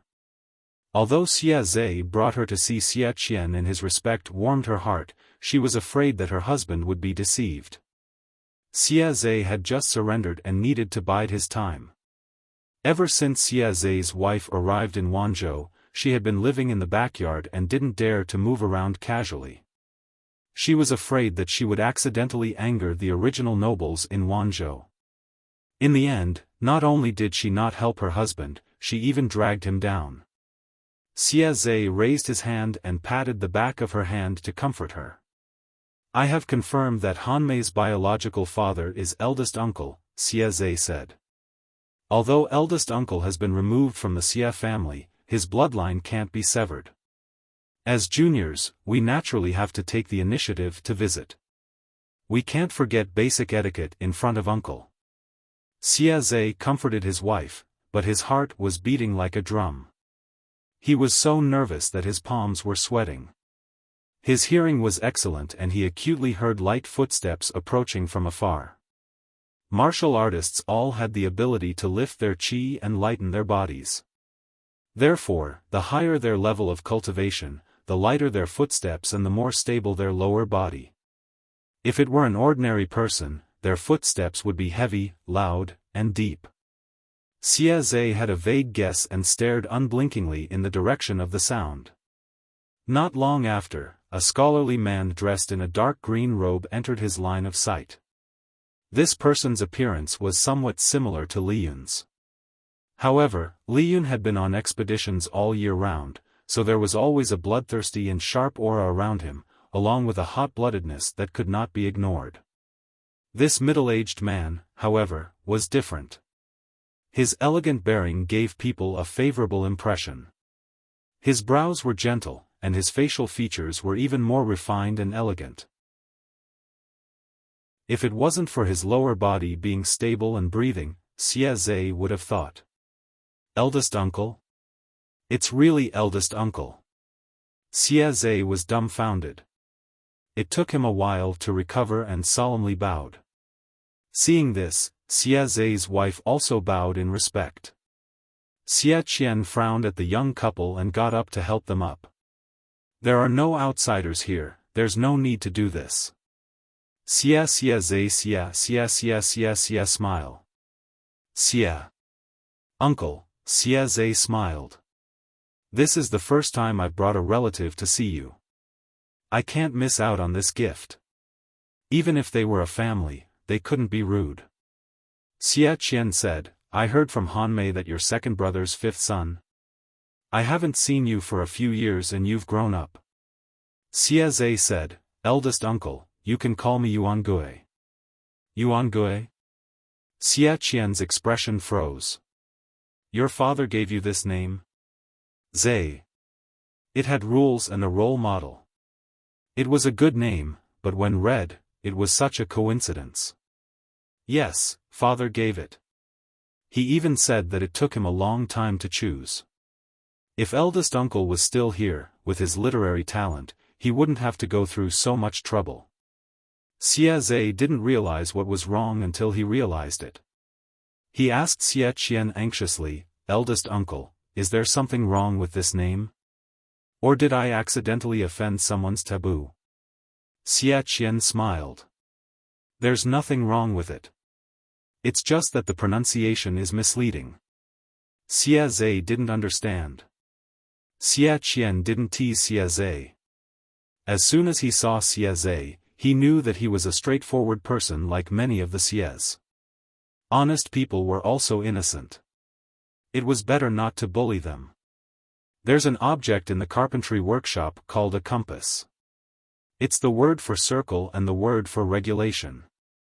It's used to make things and seems to be an indispensable tool in the carpentry workshop.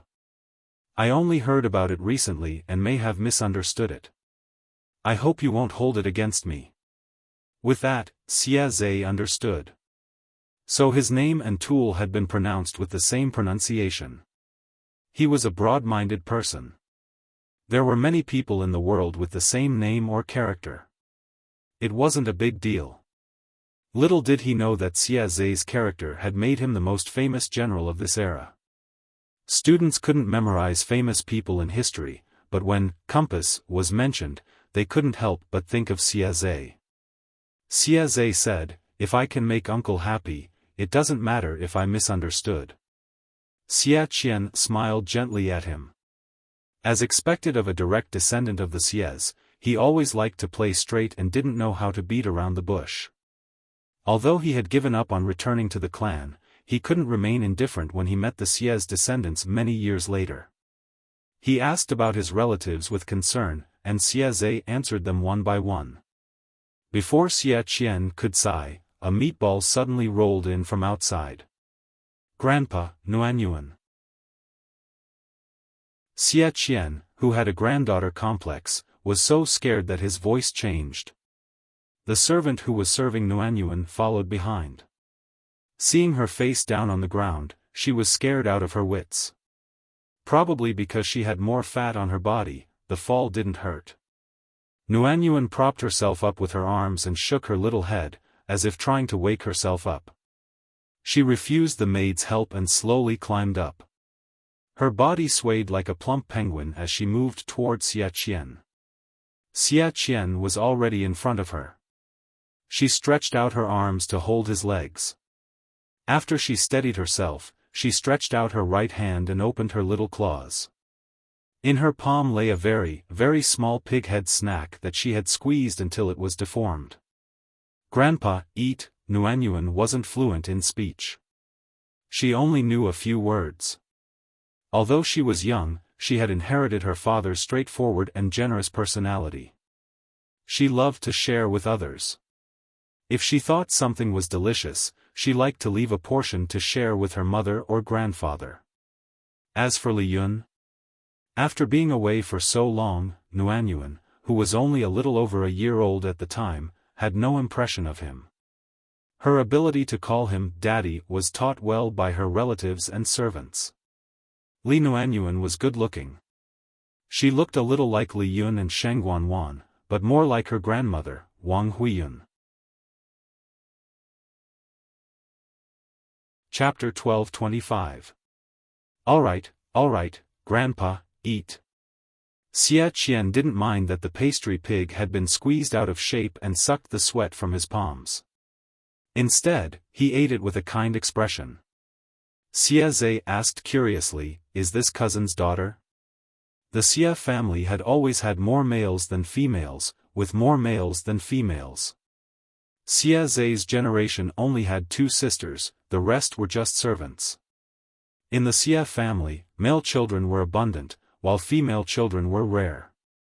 "Yes, her name is Li Nuan, her nickname is Nuanyuan." Xia Qian picked up the plump Nuanyuan. She was staring at Xia Zhe with her black grape-like eyes, as if she was wondering when a strange uncle had come to her house. "Nuanyuan, call him uncle."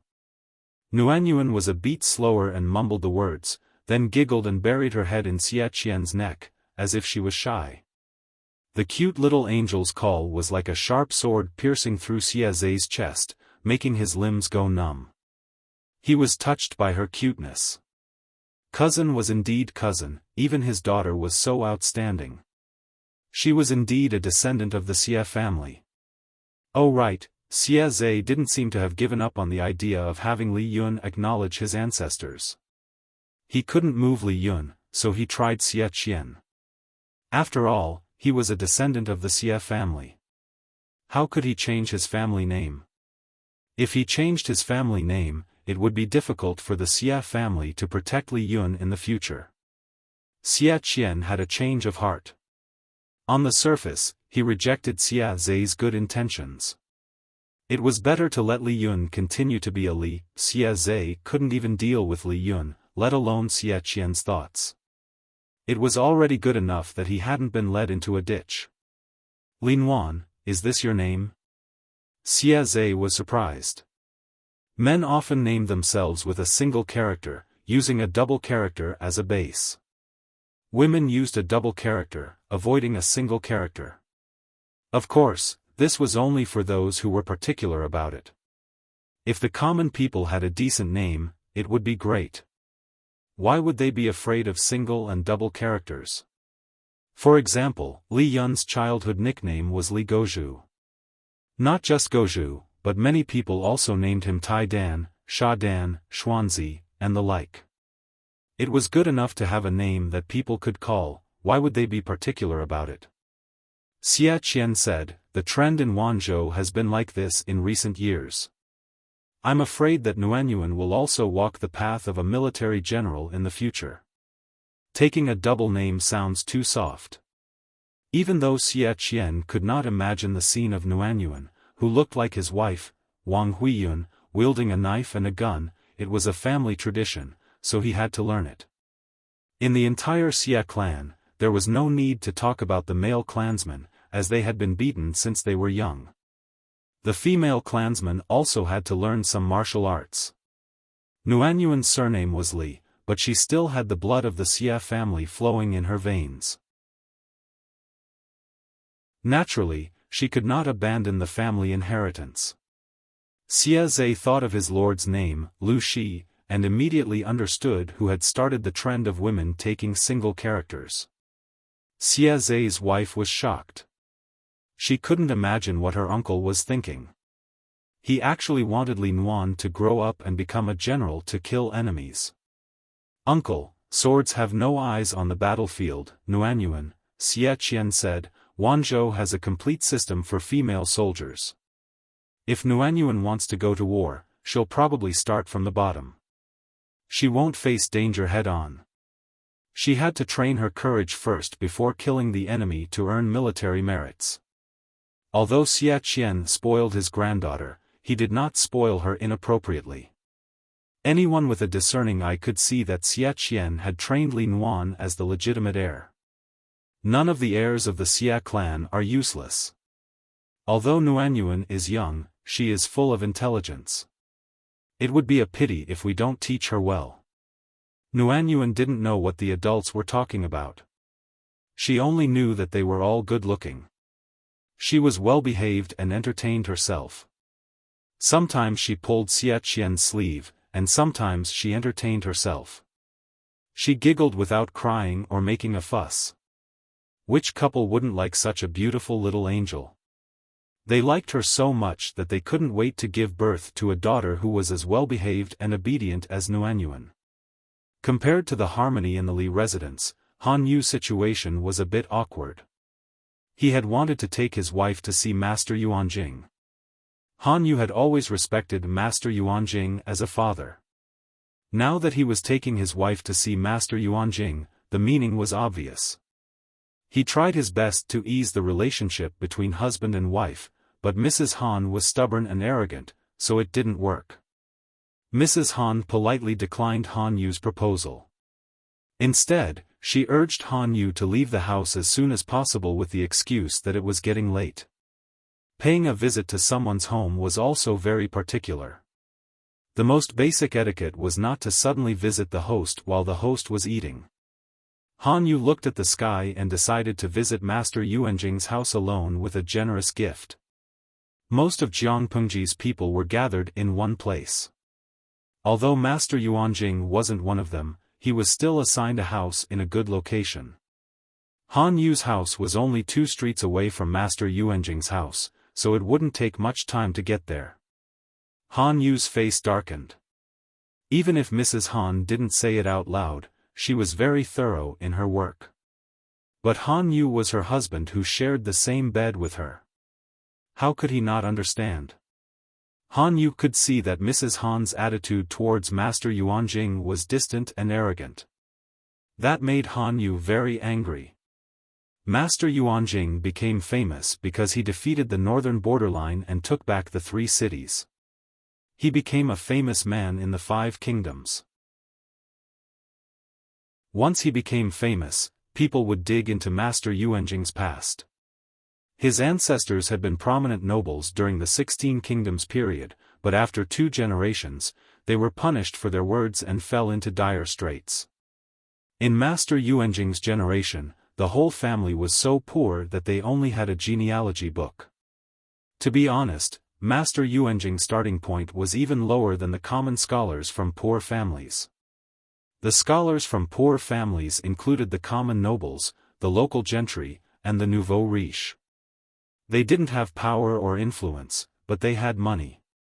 Even if he was famous and had students all over the world, he was not a great person in the eyes of the old and stubborn gentry. Han Yu saw his wife's carelessness and neglect, which made him even angrier. "Brother Wenbin, you are finally here."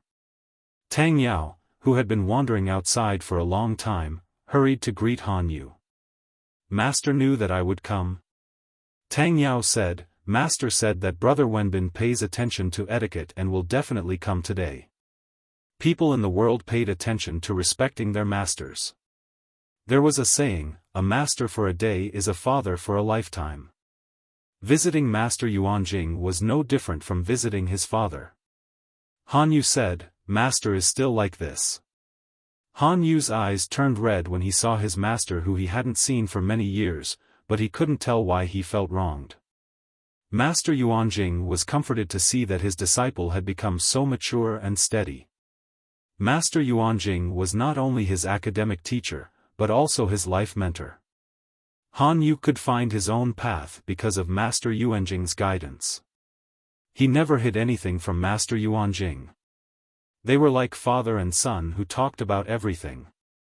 There is one thing that I don't understand. Master once said that your path is to have students all over the world. Why are you trapped in Wanzhou now? Isn't this old man practicing his own Tao? Master Yuanjing smiled and pointed at the stacks of books on the table. There were more than 20 books in each stack, and there were 5 stacks in total. These were the homework of the students of the Golden Scale Academy. The improved teaching system of the Golden Scale Academy was very effective. Compared to Master Yuanjing's previous teaching efficiency, it was like taking a rocket to the sky. There were so many students, but according to the previous standard, there were not many who were qualified to study. There was only one child prodigy like Feng Yi. Chapter 12:26. Han Yu asked for Master Yuanjing's permission. He took a few books and read them carefully. The more he read, the more shocked he became. This, Master Yuanjing sighed. I admire the sage's education without discrimination and teaching students in accordance with their aptitudes. I've been vigilant for many years and I dare not slack off. But I'm weak and my energy is limited. Even if I'm ambitious, I'm still not as good as the sage. Master Yuanjing advocated education for all. What did education without discrimination mean? In layman's terms, anyone could receive education. No matter if they were smart, stupid, virtuous, or unworthy, they could all eliminate their differences through education. The ambition and ideal were beautiful, but the result was heart-wrenching. Master Yuanjing was only one person. He only had one mouth and 2 hands. His lifespan was limited to that of an ordinary person. Even if he was obsessed with education, the number of students he could teach was limited, let alone enlighten the people. Because of the limited resources, Master Yuanjing's education without discrimination was also an elite education. He unconsciously tilted the educational resources to the smart students. Master Yuanjing realized this, but he was powerless to change the situation. This problem had been bothering him for a long time. It wasn't until he came to Wanzhou that he suddenly understood the crux of the problem. Instead of worrying about scarcity, he worried about inequality.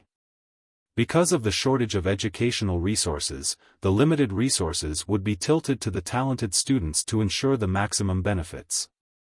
Master Yuanjing made a bold assumption.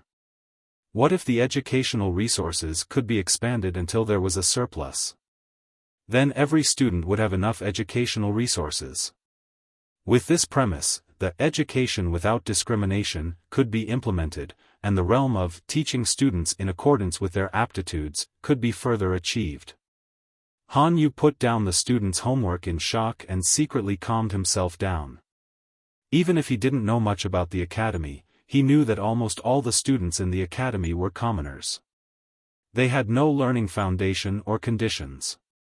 As for talent, 1 or 2 of them might be geniuses, but not everyone was a genius. Students like these, their homework was quite good. How many students are there in the Golden Scale Academy? Han Yu asked. Master Yuanjing answered, we are currently recruiting 2 batches of students. The 3rd batch is still being selected. There are a total of 356 students.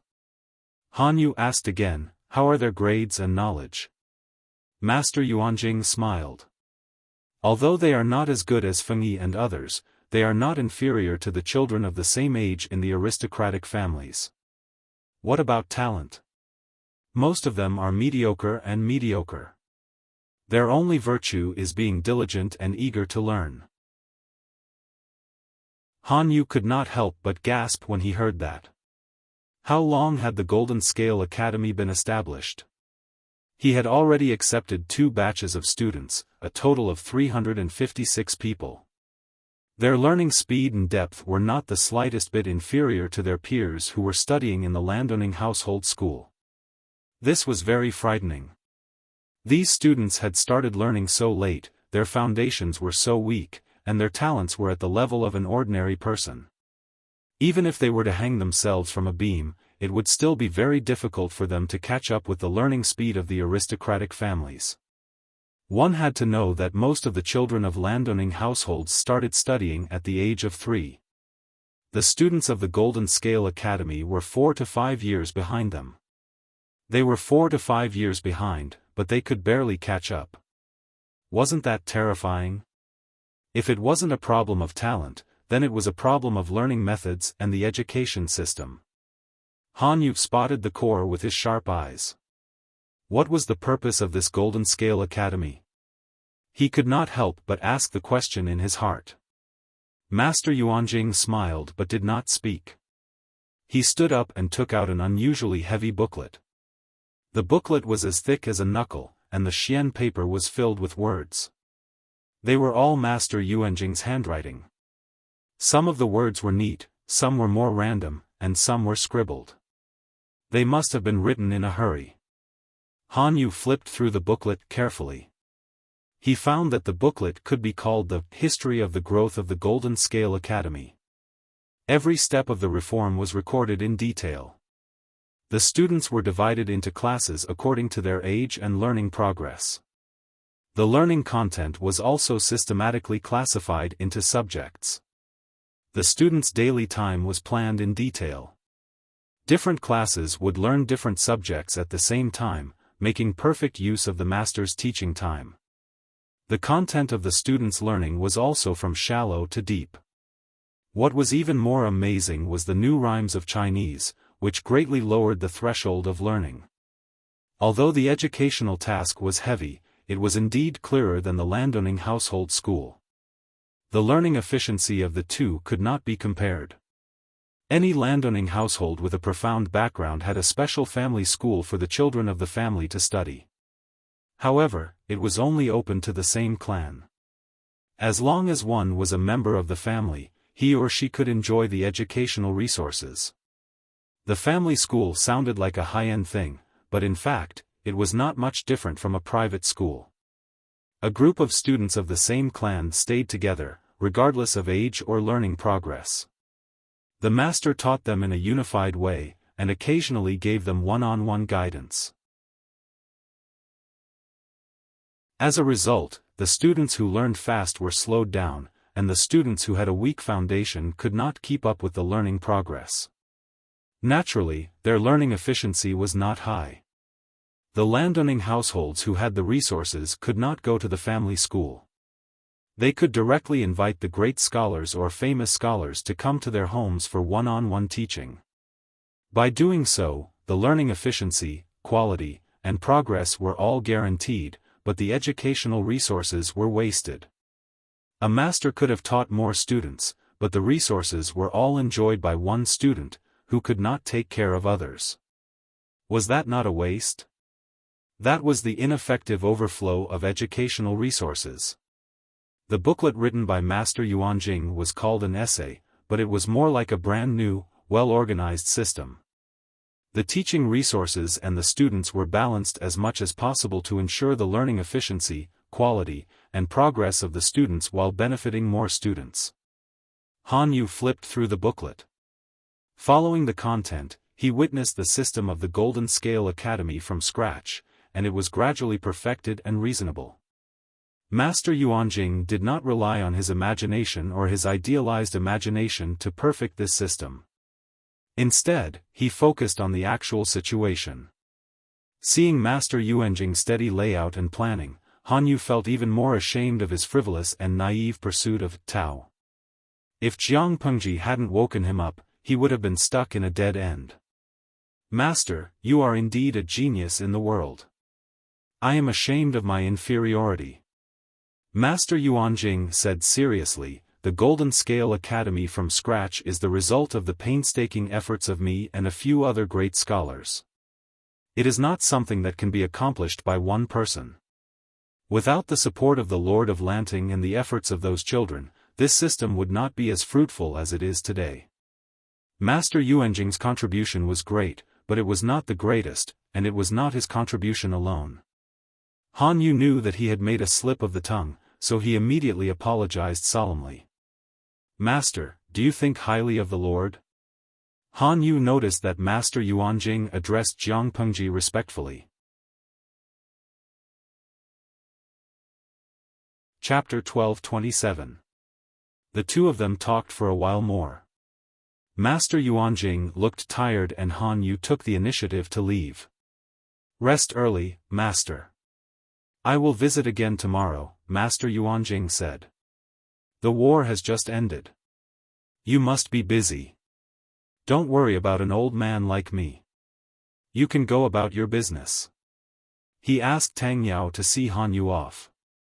He washed up and got ready to rest.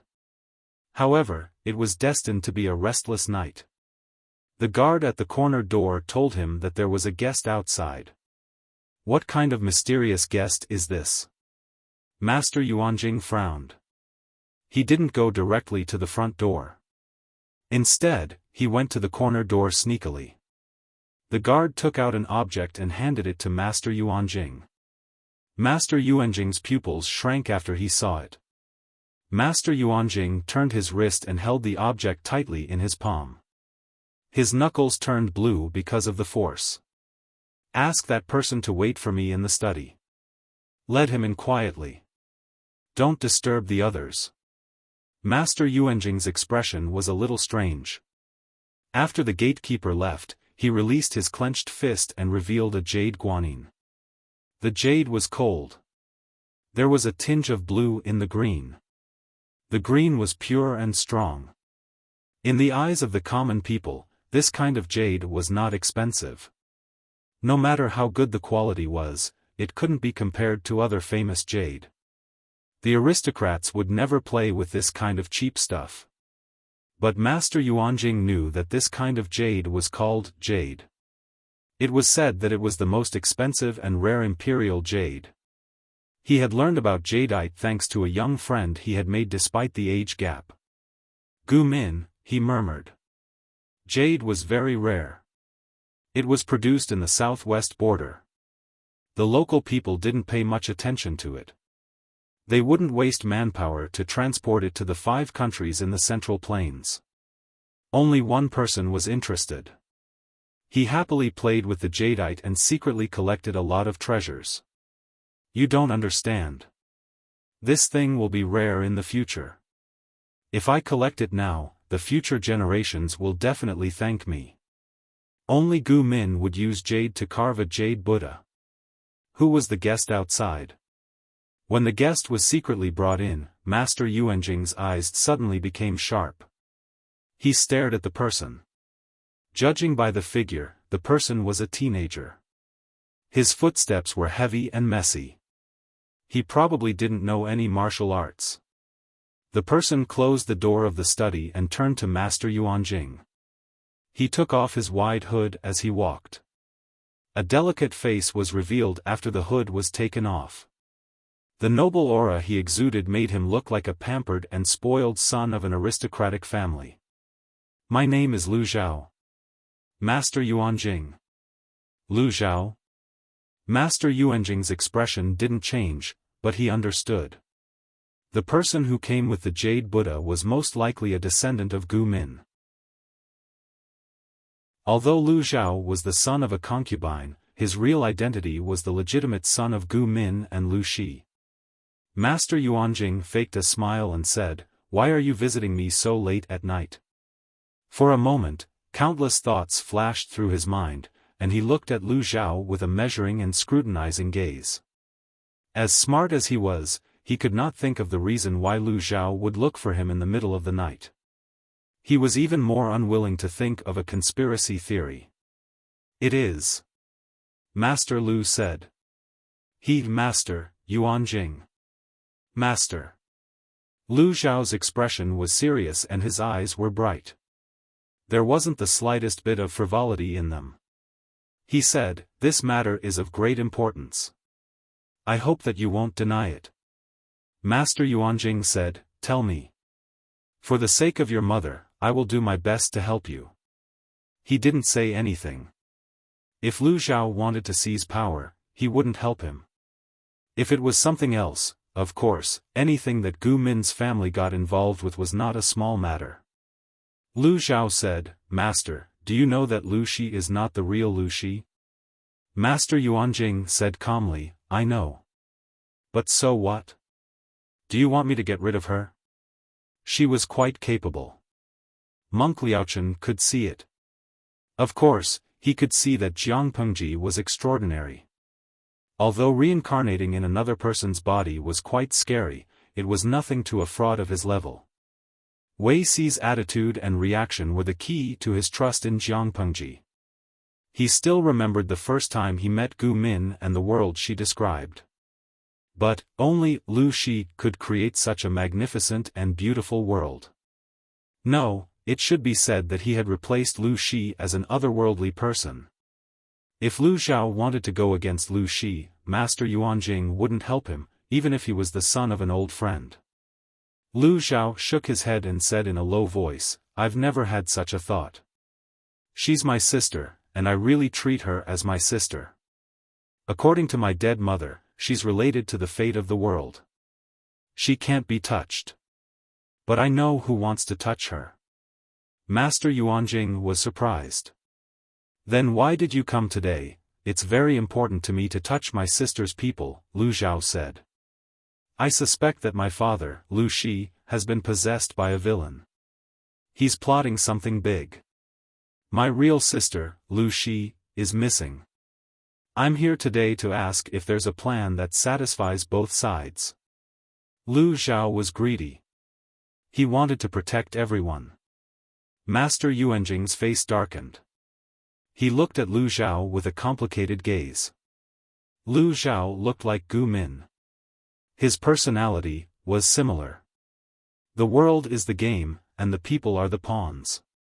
You and I are pawns, but the person playing the game is the general. It's better if you don't get involved, Master Yuanjing said solemnly. Mr. Yuanjing said solemnly, you saw what happened to the last person who tried to turn things around. Lu Zhao's body trembled. His eyes widened. Master Yuanjing heaved a long sigh.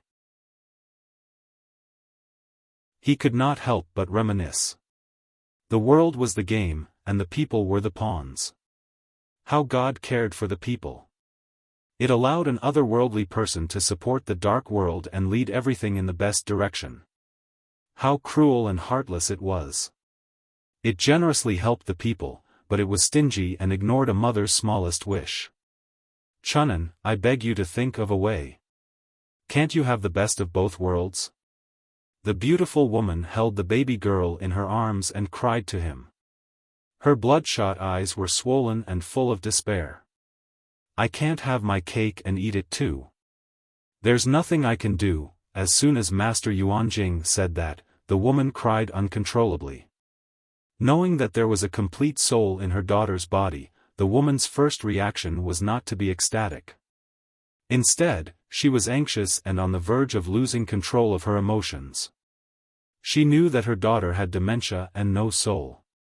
In the future, this body would welcome a powerful soul and obtain a new life in the truest sense. What was the result? Her daughter was born with a complete soul. This meant that this daughter was a new life, and she was Gu Min's daughter. How could she accept that after she raised her daughter for 12 years, her body was occupied by another destined soul? That was her daughter. If she did not do that, the Jiang dynasty that should have been established would no longer exist, and the chaotic world that should have ended early would have continued. If the chaotic world continued, there would be countless lonely souls and wild ghosts. Even if the world was divided and united, the dynasty that was established was not the Jiang dynasty. Even if history would slowly develop, how long would it take to truly enter the developed modern era? 500 years or 1,000 years?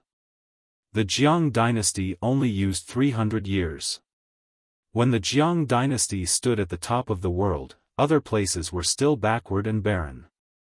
There were endless wars, and the people were ignorant and ridiculous.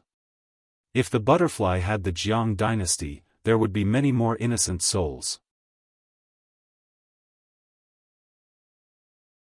Chapter 12:28. Gu Min could not handle it, and neither could Lu Zhao. The former had already paid the price with his life. If the latter still wanted to challenge, he would probably end up the same way. Master Yuanjing's words made Lu Xiao look disappointed. His delicate brows were tainted with a tinge of darkness, as if his spirit had been sucked away. Looking at the face that resembled his old friend, Master Yuanjing's heart softened a little. You can try to trust Lu Shi. According to my observation, he is not someone who would kill indiscriminately without principles. He has a strong heart. Lu Xiao said blankly, there are similar words in my dead mother's handwriting. Of course I trust her, but she and my father, Lu Shi, are not the same kind of people. They both have their own plans. They obviously want to kill each other, but when they meet, they are kind and filial. I can't see any flaws. I am also puzzled. What other plans do they have in their heads? The premise of trust is honesty. His dead mother, Gu Min, and Master Yuanjing both said that Jiang Pengji was trustworthy, but she said nothing. Lu Xiao did not feel safe. He trusted Jiang Pengji, but he would not be 100% honest. He still left some leeway. No matter what they are planning, did they involve Lang Jun? Master Yuanjing tried to enlighten him. My sister did not do anything, but my father.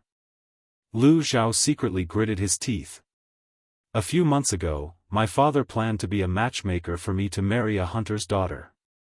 I received news that the hunter's daughter is most likely the body that the real sister, Lu Shi's soul, resides in. If I marry her, isn't it going against human relations? In a panic, I could only beg concubine Dai to escape Chongzhou overnight. After thinking about it, it seemed that everything was not right. After careful investigation, I realized that there was no hunter's daughter. My previous speculations were all wrong. It was obviously a bait thrown by someone else. I exposed my identity carelessly.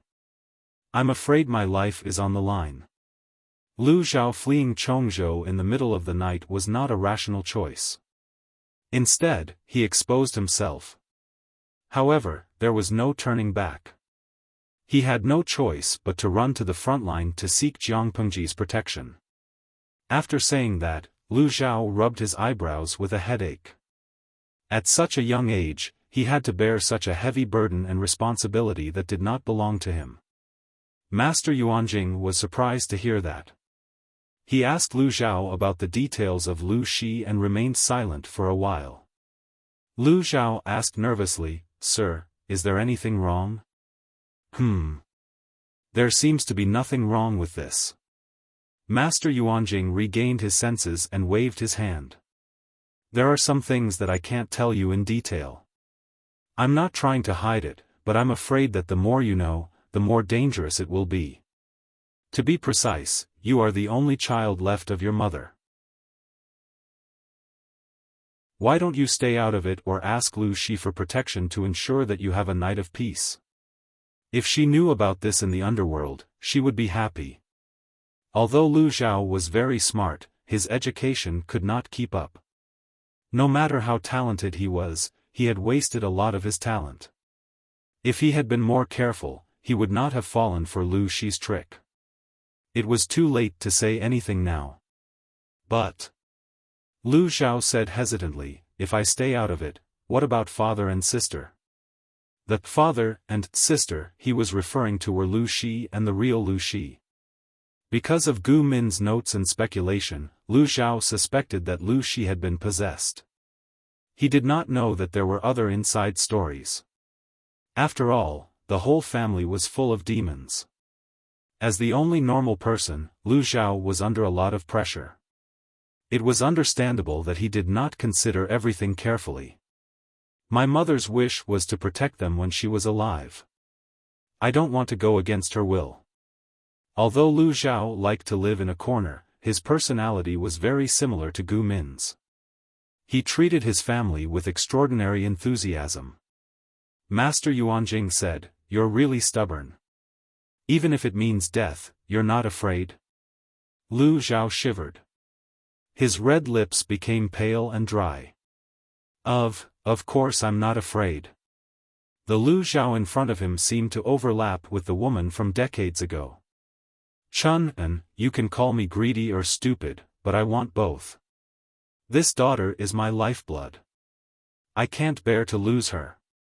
But I also don't want history to change because of me. I can't be a sinner. I'm sure I can find the best of both worlds. In the end, Gu Min lost her life because of her greed. Betting on everything did not change a little. Master Yuanjing did not know how she died, but it was definitely not as simple as an illness. After so many years, he did not suspect Lu Shi. After all, after Gu Min's death, he went to Hu County and experienced dangerous situations. Now it seemed, everyone seemed to be hiding deep. Lu Zhao left Master Yuanjing's residence with disappointment. He put on his hood again to cover his face and sneaked out from the corner door. He did not dare to light a lamp. It would be bad if he was discovered. But, just as he went around the intersection, a slender black shadow came into view. The person was holding a long knife. He was scared out of his wits. Jiang Pengji sneered and said sarcastically, "You're so timid. How dare you go out in the middle of the night?" Lu Zhao heard the familiar voice. His squatting posture stiffened with his hands on his head. Sis, this time, not only was Lu Zhao scared out of his wits, he almost forgot how to speak human language. Go home. Although there is no curfew in the city, it's not safe for you to be outside alone. Jiang Pengji held the war god sword in her left hand. She put her right hand on her waist and leaned against the wall. She leaned forward a few degrees toward Lu Zhao.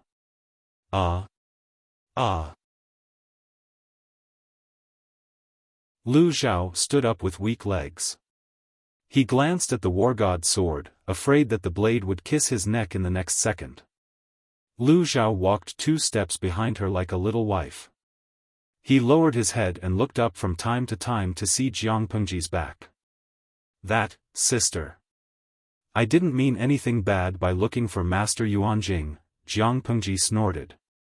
I know. If you dare to reveal any of your ambitions, Master Yuanjing will look for me. Although Master Yuanjing did not make a clear statement, he was indeed on Jiang Pengji's side. Because in this world, only Jiang Pengji could help Master Yuanjing practice his way. Lu Zhao could not do it. If Lu Zhao was really ambitious, he would not be able to come up with a more valuable bargaining chip. He would not be able to persuade Master Yuanjing to change sides. He would even expose himself. Jiang Pengji also believed that Lu Zhao would not do such a stupid thing. Sister. Lu Zhao remembered what Master Yuanjing and his late mother Gu Min said. He took a deep breath and asked, I want to ask a favor of you. Jiang Pengji smiled. I refuse. Huh? Lu Zhao choked. Why? Sister, you haven't heard me out. I'm easy to talk to. As long as my life, dignity, and principles are not violated, everything is negotiable. Otherwise, there's nothing to talk about. Lu Zhao shut his mouth. He looked a little embarrassed. Jiang Pengji pressed her hand on his head and smiled. Why are you so depressed? Come, smile for me. Lu Zhao forced a smile that was uglier than crying. Don't think too much. Maybe the thing you want is not as bad as you think.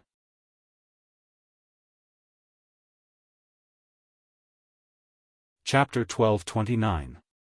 Lu Zhao was deep in thought, but he did not dare to expect too much. Jiang Pengji did not explain further. After all, it was enough for her to be clear about many things. The more people who knew, the easier it was for things to go awry. Although Lu Zhao was clever, he was still too inexperienced. Who knew if he would ruin her plans in a moment of impulse? Okay, let's go home. Oh, go home, Jiang Pengji patted his head. She smiled warmly. If Lu Zhao dared to summon the courage to look straight at her, he would have realized that Jiang Pengji's eyes were filled with warmth. It was not a simple perfunctory act. The siblings put their arms around each other's shoulders. Jiang Pengji turned her head and glanced at Lu Zhao, who was only a little taller than her. In this era, Lu Zhao was not considered short. At least he was above average. He was as tall as a pine tree. However, in Jiang Pengji's eyes, he could only be considered petite. Zhao, you rejected the marriage proposed by father. Do you have any thoughts? Sister, why did you suddenly mention this? Parents' orders and matchmakers' words. Marriage has always been decided this way. How can I make my own decisions? Lu Zhao was startled. He probed, I'm not asking for much. As long as she's good-looking and has a good personality, the most important thing was that she had to be a normal person. Important things had to be repeated 3 times. Lu Zhao did not want the person by his side to be a demon who had been possessed, a monster who was born with knowledge, or something else. It was too scary. As long as she was a normal person, he would not be picky even if she was ugly, stupid, or had a lower family background. Jiang Pengji frowned. Although marriage is decided by the elders, you are the one who will spend a lifetime with her. To put it crudely, only your own feet will know if the shoes fit. The most important thing is that you like her. Only after marriage can there be harmony. Lu Zhao was still an underage youth. Even if he was clever, his temperament was still somewhat reserved. His cheeks were slightly flushed, and his expression was somewhat unnatural. It's not that I want to decline, but I really haven't seen many. How can I like her? If it was possible, Lu Zhao really wanted to be single for the rest of his life. It was fine if his wife was obedient, but if she was restless and urged him to fight for power or play tricks in secret, wouldn't that be harming him? It was better not to marry such a troublesome wife. Jiang Pengji frowned and said, there really aren't many decent families in Wanzhou. Why don't I go back and ask Huayu if there are any women of suitable age in the Feng clan? You're not young anymore. You'll be crowned in a year or 2. You can't not have a marriage. Lu Zhao was shocked. Did his sister mean to make the Feng family his wife? Sister, I'm still young. Why don't you let me stay for 2 more years? Lu Zhao smiled and shamelessly begged for mercy, but in his heart, his palms were sweating. Letting the Feng family become the Yu family was the same as wanting him to die faster. If I get married, how can I find an excuse to ask elder sister for a red seal during festivals? This little brother doesn't have anything of value. It's already difficult for me to support myself, let alone a family. Lu Zhao racked his brains, wanting to decline. I'm very poor now. Every day, I'm waiting for you to give me a big red seal to help me. Lu Zhao refused to give in. He shamelessly asked Jiang Pengji for this year's red seal gift in advance. It's almost New Year's Eve. Why don't you reward me first? Jiang Pengji was helpless against Lu Zhao. Judging from his words and actions, Lu Zhao's desire to live was extraordinarily strong. If he was allowed to live, he could live until the end of time. If he cherished his life so much, why couldn't he think of intervening in a situation he shouldn't have? Okay. We've won a few battles this year. Our income has increased a lot.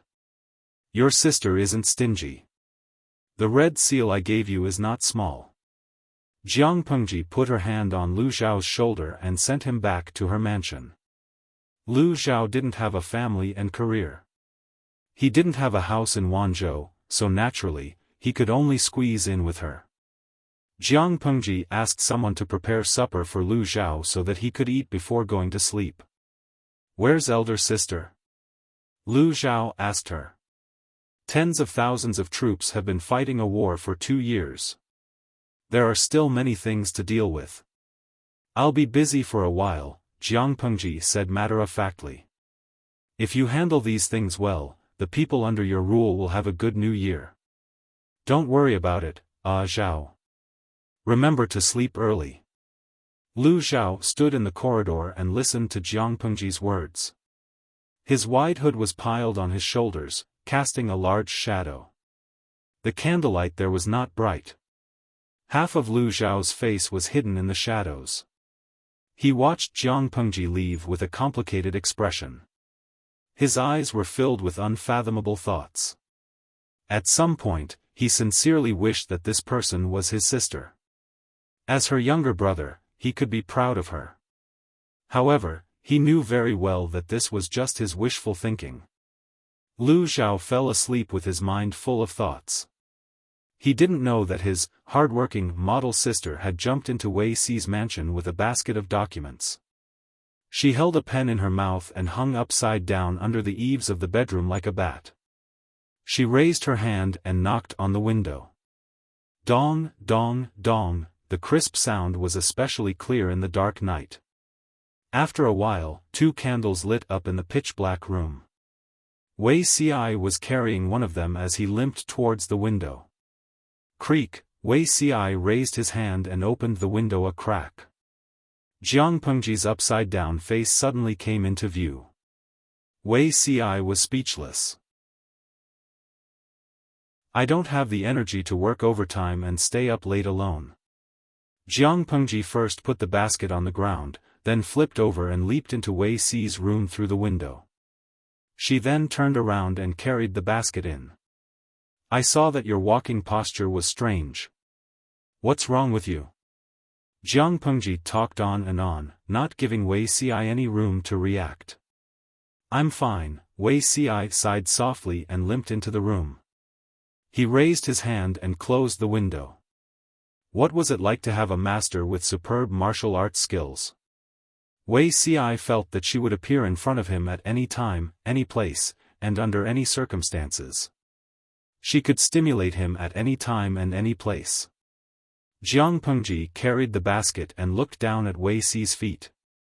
Only then did she realize that there was a lump of black hanging on one of his legs. Ing.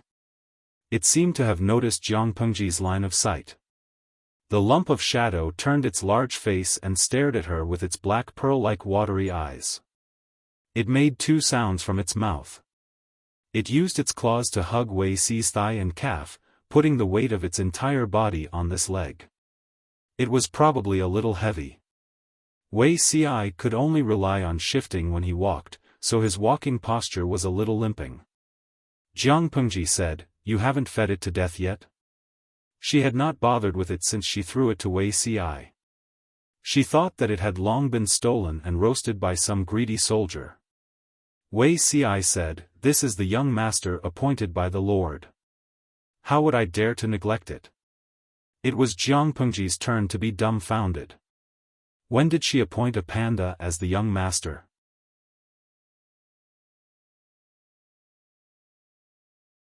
Chapter 1230. When he said this, Wei Si's eyes sparkled with a smile, like the scattered stars in the Milky Way. Jiang Pengji clicked her tongue. She lifted the little thing up with one hand. It was obedient and timid. Its big face drooped, its semicircular ears moved, and it blinked pitifully at Jiang Pengji. I've been raising it for a while. Why is it still so big? She weighed it in her hand. It was heavier than before, but according to the growth pattern of an iron-eating beast, it did not make sense. Wei Si said, I've asked an experienced beast officer to take a look. It's very healthy. Healthy? Jiang Pengji said, TSK. It's a little thing of unknown origin. It's normal for it to not grow up. It's convenient for you to keep it. An adult iron-eating beast was almost as tall as a human when it stood up. It was also heavy and had a fierce temperament. It was not safe for Wei Si to keep it. If it did not grow up and maintained its current appearance, there was no harm in keeping it. Jiang Pengji put it in the basket on her back. The little thing lay on the edge of the basket and poked half its head out to observe secretly. Wei Si took the initiative to help Jiang Pengji categorize the documents so that she could deal with them. With such cooperation, the documents that would have taken most of the night were completed in 2 hours. Jiang Pengji put down her pen and shook her sore wrist. After working for so long, her eyes were sore and her stomach was hungry. It would be wonderful if a delicious meal appeared at this time. As she was thinking, the fragrance of eggs wafted into her nose. When did Zixiao go out? Jiang Pengji looked up and saw Wei Ci holding a lantern in one hand and a bowl of egg custard with the fragrance of eggs in the other. Smelling the fragrance of the food, her mouth secreted saliva of desire. Zixiao knows me well. I'm starving. Wei Ci put down the plate. I saw that you were too engrossed in your work just now, so I did not disturb you. I borrowed the small kitchen in the courtyard to make some dinner. Under the iron-eating beast's eager gaze, Jiang Pengji finished the bowl of egg custard in no time. Zixiao's culinary skills are too good. I really want to marry you soon. Jiang Pengji mumbled and licked her lips as if she had not had enough. Wei Ci ignored this sentence and said, "It's getting late, my lord should go back." Jiang Pengji wiped her mouth with a handkerchief and rolled onto Wei Ci's bed like a rascal. The iron-eating beast that was squatting in the basket also crawled out clumsily. It twisted its plump buttocks and rubbed against Jiang Pengji bit by bit. Jiang Pengji raised her arms and hugged it. She hugged the iron-eating beast with her left hand and lifted a corner of the blanket with her right hand. She patted the other side of the bed towards Wei Ci. Her eyes were dark and bright, making Wei Ci's ears burn. Wei Ci sighed and tightened his pajamas. He slowly moved to the bed and lay down stiffly. Zixiao's body is much better now. In the past, he always felt like a popsicle when he was in bed. Now, he finally has some warmth. Jiang Pengji rubbed her leg against Wei Ci's calf. If Wei Ci was a moving refrigerator, then she would be a stove that bounced around everywhere. For Wei Ci, he could not warm up his bed for a long time, but she could warm him up by lying down for a while. When Jiang Pengji's bare feet touched his underwear, the temperature almost scalded him. "My lord," Jiang Pengji said, "Sigh, Zixiao, you're really a gentleman." The saints also said that appetite and lust are part of human nature. It's normal for men and women to desire the opposite sex at a certain age. I see that Zixiao doesn't have a wife or a boy toy in his backyard. If you have feelings for him, do you still need to rely on yourself? Wei Ci's eyes were focused on his nose and his nose was focused on his heart. He had the posture of an old monk in meditation. He lay flat on the side of the bed in a standard posture and did not move an inch. Jiang Pengji sighed in her heart. Sometimes, she could not help but doubt her own judgment. Which man could remain calm and unruffled in the face of a woman's provocation? Wuxia? That did not exist.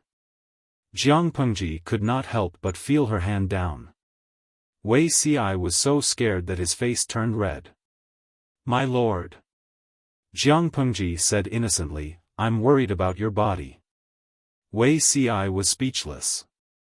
He already had 2 children in his previous life. There was nothing to worry about. Although Wei Ci looked relaxed, he actually used a great deal of willpower to restrain himself. He said, "You still have government affairs early tomorrow morning. My lord, you should rest early and recuperate." Jiang Pengji secretly rolled her eyes. Sometimes, she wished that she was not a nuisance and did not have to abide by the tens of thousands of federal rules and regulations.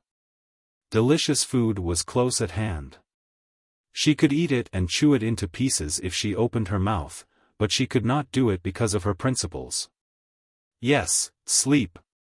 She felt that, maybe Wei Ci did not hold back and she was going to break her own principles. Jiang Pengji secretly carried a basket of documents back to the backyard of the government office at dawn.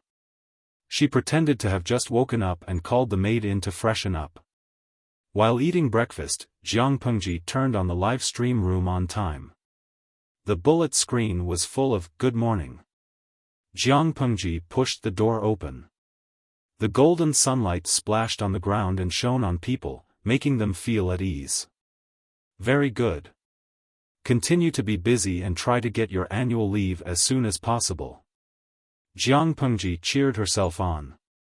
The civil and military officials in the tent looked disinterested, but Han Yu, Xia Zhe, and Qin Gong solemnly answered, yes. Annual leave? That did not exist. Feng Zhen, Yang Si, and the other old foxes had long faces. They yawned from time to time as if they lacked sleep and overused their kidneys. Qiguan Rang also had heavy dark circles under his eyes, but he held a fan to cover half of his face when he wanted to yawn. Feng Jin and Su Ku were also complaining incessantly. As the members who stayed behind to guard the rear, their tasks were not light. Not only did they have to maintain the supply of logistics on the battlefield, but they also had to take care of the development and construction of the various territories. Everything was finally on the right track, but when the Lord came back, they were buried alive by government affairs. Speaking of which, couldn't the Lord spend the new year outside? Why did she have to come back? Su Ku's eyes were filled with silence. He had been with the Lord for almost 10 years. Since the earthquake in Dongqing, he had never enjoyed the taste of annual leave. Everyone else was having a reunion and eating their New Year's Eve dinner. He could only quickly eat 2 mouthfuls of rice and continue to be busy. What a hole. There was no such thing as an annual leave. Han Yu, who did not know what was going on, rubbed his palms together. Xia Zhe and Qin Gong were also eager to try. The other feudal lords chose spring and autumn to train their troops, but Jiang Pengji was different. Most of the training was concentrated in winter and summer. In winter and summer, there was no rest in the military camp.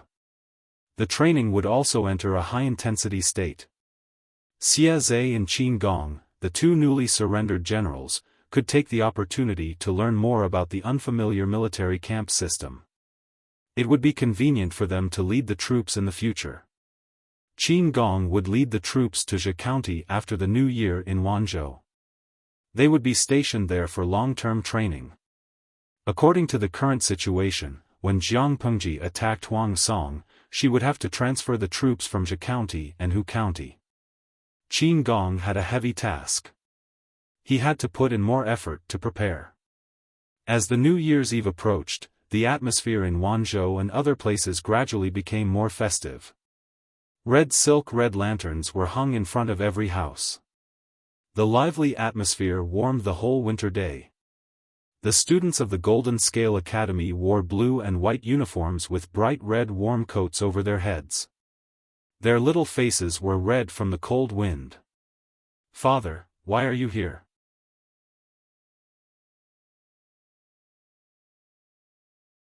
Chapter 1231. Feng Yi looked at his father calmly. His expression was slightly embarrassed, as if he was hesitating about something important. "Father, I only asked for 15 minutes of leave from the headmaster. If you have something to say, please say it quickly to avoid any delays." Addicted to learning, unable to extricate himself. A life without learning was a waste. Feng Yi didn't like to waste precious time on meaningless things. Feng Zhen said, "Isn't the academy going to have its annual vacation? As far as I know, there's nothing for you to learn these days." Feng Yi lifted his eyelids slightly, his tone as calm as ever. "Reviewing the old to learn the new, I want to take advantage of this annual vacation to consolidate the knowledge I have learned this year. Only by stabilizing my foundation can I improve further." Feng Yi said, "Also, I secretly borrowed the textbooks for next year from the headmaster. The knowledge in the books is difficult, and I need to spend a lot of energy to read them. Father, if there's nothing important, I'll take my leave first. There's still time to discuss unimportant matters after school." Feng Zhen was speechless. Everything that should and shouldn't be said had been said by this kid. Once again, he doubted whether Feng Yi was his own son. How was this serious look like him at all? Feng didn't know if it was an illusion, but he felt like his authority as the head of the family was being greatly challenged. Seeing that Feng Yi was about to get up and leave after bowing, Feng Zhen quickly reached out and grabbed Feng Yi's arm. There really is something. This matter concerns my marriage. Do you think it's important? Feng Yi lifted his eyelids, his eyes filled with one sentence. After holding it in for so long, just to say a few useless words? Feng Yi said, Father, you're in the prime of your life, but your backyard is empty. I think we should find a family and add a mistress. Feng Zhen already knew that his son was on the same page as him, but he was still worried because he didn't hear it with his own ears. Feng Yi was his only child for many years. He was stubborn and different from other youths his age. This child had his own ideas, and Feng Zhen had high hopes for him. Feng Zhen didn't want to raise his child into a yes-man, and he didn't want Feng Yi to be his subordinate. He wanted to know Feng Yi's attitude on some important family matters. But, knowing was one thing, but his son was so understanding that he was so touched that he almost cried. As expected of his biological son, he knew how to dote on his father. After Feng Yi finished speaking, she turned around again. Feng Zhen hurriedly pulled her back. Aren't you going to ask who it is? The 3 letters and 6 rights should be discussed in detail. I don't have an elder by my side, so I can only discuss it with you. In another 2 years, Feng Yi would reach the age of marriage and could be considered half an adult. Feng Yi asked, Is this father's idea or concubine Xiao's? Feng Zhen was stunned for a moment. He, who had always been shameless, was suddenly exposed by his own son. He blushed with embarrassment. How did you know it was Xiao Nyangzi? Feng Zhen asked. Feng Yi replied, Father's hobby is very unique. How come I don't even know this? No matter the age of men, they all seem to like fresh and tender women. Only her father's taste was unique. There were thousands of beauties in the world, but he only loved mature and beautiful mature women. This was probably a form of devotion. Ever since Wan Xiao moved into the manor, Feng Zhen's private life had become a lot more restrained. Since he was busy with work, he didn't have much fun. In Feng Zhen's own words, there was a guest of the opposite sex living in his manor. As the host, he couldn't be too unrestrained and ruin the other person's reputation. His excuse was dignified, but Feng Yi didn't believe a word of it. If Feng Zhen really didn't like it, he wouldn't have written a letter to Feng Yi asking him to take care of Wan Xiao. Feng Yi took the opportunity to let Wan Xiao stay in the manor's guest courtyard. Wasn't it also because of Feng Zhen's hint? Therefore, Feng Yi wasn't surprised that Wan Xiao would become the next mistress of the Feng manor. If there was a surprise, it would probably be that Feng Zhen had been well behaved for more than a year and didn't overstep his boundaries with Wan Xiao. The story of Feng Zhen and Wan Xiao was like a rat guarding a rice jar. In the end, it grew to love the white rice in the jar. Feng Zhen's face was burning after his son mercilessly exposed him. He said, This was my idea. Xiao Nyangzi agreed, but she felt that she needed to ask for your opinion. If that's the case, pick an auspicious day after the new year and get this done, Feng Yi said naturally. Time is a bit tight, so Lady Xiao will have to suffer. I will go back to the manor after school to check the storeroom. The 3 scholarly documents and 6 rituals must be complete. Feng Zhen was speechless. Was this a son or an ancestor? I have observed Lady Xiao for a long time. She has a good temperament. There is no need to worry that anything will go wrong in handing the manor over to her, Feng Yi said. Marriage is a big deal. Neither party can be wronged. Since Lady Xiao and father have the intention to marry, father should respect her. Before the wedding, let Lady Xiao move out of the guest courtyard and choose a house outside as her maiden home. If Mistress Xiao were to marry out of the mansion and then marry back into the mansion, it would be somewhat improper for outsiders to see. I heard that Mistress Xiao and the Duke of Lanting used to be from the same hometown. Father also has some face in front of the Duke of Lanting. It would be better to ask for a favor and let the Duke of Lanting act as a matchmaker. Feng Zhen was speechless. Feng Yi asked again, Lady Xiao's status is special, and she is remarried. I'm afraid her dowry will not be enough. Father, do you want to add some privately? After all, there was the step of showing the dowry to the bride. This was related to the bride's pride. The dowry of noble ladies was accumulated from birth. Wan Xiao's background was not weak, so her dowry was naturally rich. However, Wan Xiao followed her ex-husband to guard Hanchang Pass. Most of her dowry was lost in the chaos of war. She later found some, but it was only the tip of the iceberg. Even if it was a second marriage, she had to have what she needed. Outsiders could not laugh at the bride. Feng Zhen's mouth twitched a few times. He couldn't force out a word. He just had to sit down and listen to his son's arrangements. Feng Yi thought for a while and felt that there were still many things that had not been arranged. According to normal procedures, the couple had to prepare for marriage for a year or half a year. However, this was a special time. There would be a war after the beginning of spring or the autumn harvest. It was impossible to prepare slowly. Of course, I have to add, Feng Zhen's net worth was not small. After all, Jiang Pengji was not a stingy lord. Every time there was a great victory, she would plunder the enemy's property. She would always give away some money. In addition, there were many profitable businesses in Feng Zhen's manor. After a few years of accumulation, not only had they made up for their previous losses, but they had also accumulated a large sum of money. It would not be a problem to make a decent dowry. Feng Zhen said, however, there is no need to go through the public accounts. Just take it from my private treasury. Feng Yi was the eldest son of the legal wife.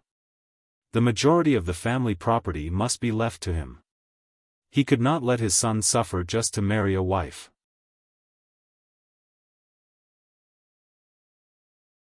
Chapter 1232. Feng Zhen thought his joke was humorous, but his son gave him a cold stare. Father, be careful with your words. Changsheng is still young. What does she know? Feng Zhen muttered, you speak as if you know a lot. Do you want me to take you to broaden your horizons? His son had already had a dream leak. There was no harm in knowing some things in advance. If the boy had a dream leak, it meant that he would have the ability to carry on the family line. Jokes aside, Feng Zhen knew that his son had been weak since young. If he really wanted to marry and have children, he would have to wait until he was 20 years old. Feng Yi said, Father. Feng Zhen replied, What? 15 minutes are up. I will take my leave first. We will discuss other matters in detail when we return to the manor. With that, Feng Yi stood up and left, leaving Feng Zhen with a cool and indifferent back. Feng Zhen was speechless. Asterisk asterisk, asterisk asterisk, this is definitely not my own son.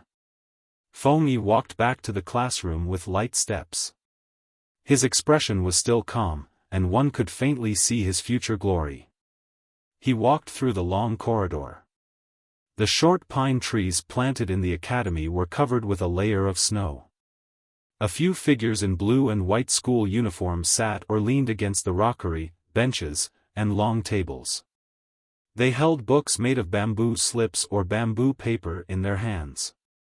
The crisp sound of reading floated into his ears. Every time he saw such a scene, Feng Yi's mood would jump, as if his body was light. He pushed open the paper door of the classroom, bent over and changed into clean socks and wooden clogs. He walked to his seat and sat down. Not long after he sat down, a figure also sneaked into the classroom. Why is Uncle Feng looking for you? Changsheng opened her textbook to cover her face.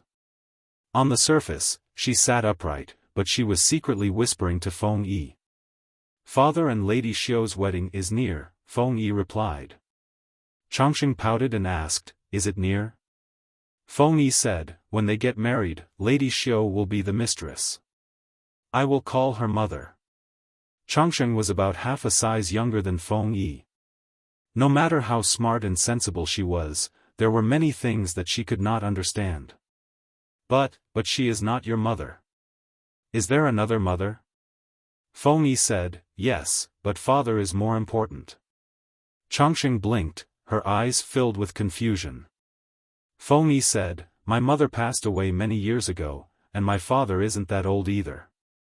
When I get married at a young age, don't tell me I'm going to leave my father alone at home. While he was still young, he should find someone to accompany him as soon as possible so that he wouldn't have anyone to take care of him in his later years. No matter how considerate their children are, they still have another family to take care of, and they are not as considerate as their wives. Now that father has settled down, I can also put one of my worries to rest." Chongqing was confused. He already had a mother, yet he had to find another woman to be his mother. Did he really feel good about it? She tried to imagine. If her father brought a strange woman to be her mother, she would definitely be very sad. Feng Yi saw through her thoughts. The person who will accompany me for a long time in the future will not be my father. Similarly, the person who will accompany my father will not be me. Chongqing's face was bitter, her baby fat snow-white skin was flushed. Feng Yi couldn't help but poke him, and a small part of his chubby face sunk in. He said, "You'll understand when you're older." Chongqing said in distress, "Sigh, I don't want to understand. Brother Feng Yi can help me understand." Feng Yi said, "Okay." School ended on time. Feng Yi first sent Chongqing, Sun Lan, and Qiguan Jinghui back to their respective mansions. Fortunately, the mansions were very close to each other, and the furthest was only a street away. He returned home before sunset. After returning to the mansion, Feng Yi summoned the butler to discuss his father's marriage. However, these days, I don't seem to see any interaction between the two of them. Why did father suddenly? The butler's face twitched. He didn't know if he should tell his little Lang Jun about the things of the adult world. Feng Yi saw the clues and asked, could it be that something happened? The butler said, 2 days ago, Duke Lanting bestowed a fruit wine that was newly buried the year before last. Master has been interested in that madam for a long time, so he used this to invite Madame Wan to admire the snow. His original intention was to get closer and talk about family matters. Unexpectedly, the wine was not like ordinary rice wine or sake. It was strong and spicy, and had a strong after-effect. Master boasted that he would not get drunk even after drinking 1,000 cups. He didn't control himself at all, and accidentally drank a little too much. For ordinary sake or rice wine, anyone with a bit of alcohol tolerance would be able to drink 1,000 cups without getting drunk. Although it was called wine, its alcohol content was only slightly higher than plain water.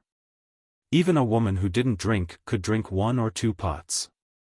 The 2 careless ones thought it was ordinary wine, the moon was clear, and the snow was alluring. The 2 of them were tipsy, and there was only a thin paper window between them. Taking advantage of the situation, they rolled together. Although it was a bit unexpected, there was no such thing as integrity in times of war. The 2 of them were unmarried, so it was normal for them to drive together. Wan Xiao wanted to keep this a secret, but Feng Zhen took this opportunity to bring up marriage. Wan Xiao was a widowed woman with no relatives or elders by her side, so she could decide her own marriage. Feng Zhen, on the other hand, had a son who was almost grown up. If he wanted to remarry, he had to ask for Feng Yi's opinion. After hearing this, Feng Yi's expression darkened. Ridiculous. Entering the bedroom of the opposite sex before marriage, and doing such a thing that tarnished her reputation, her father was really stupid. The butler was silent, as if he didn't hear Feng Yi scolding his father for being ridiculous. Even if Feng Zhen didn't do well, Feng Yi shouldn't belittle him in this way based on the current situation. After calming down, Feng Yi asked the butler to get Feng Zhen's private account book and the official account book. Marry her as soon as possible, or else it would be bad if someone died. The butler wasn't worried about this. Master only had a little husband after many years of marriage. Because Feng Zhen was born with a weak constitution, it affected Feng Yi. Not to mention that Feng Zhen had been taking hanqi powder for a while. Although he quit and took good care of his body for a few years, it still affected him. Soul imprint? No way. She heard that Madame Wan had some problems with her body too. The chances of these two killing someone were not high. Feng Yi said, "You can't guarantee that you won't have it? A son knows his father best." Based on Feng Zhen's temper, he might do something ridiculous like sleeping in a lady's room when he finally had sex. If he didn't do it once, a few more times might do it. The butler was speechless. What the little husband said made sense. The Golden Scale Academy's annual break was about to begin. Feng Yi had a lot of time every day to prepare for his father and stepmother's marriage. He was so busy that he didn't even have time to rest, making the two people involved seem useless. Wan Xiao wasn't as thick-skinned as Feng Zhen, so she was a little embarrassed. Feng Zhen said, "Don't worry, let him practice now so that he can marry Feng Huayu's daughter in the future. I don't have to worry about him." Wan Xiao was speechless.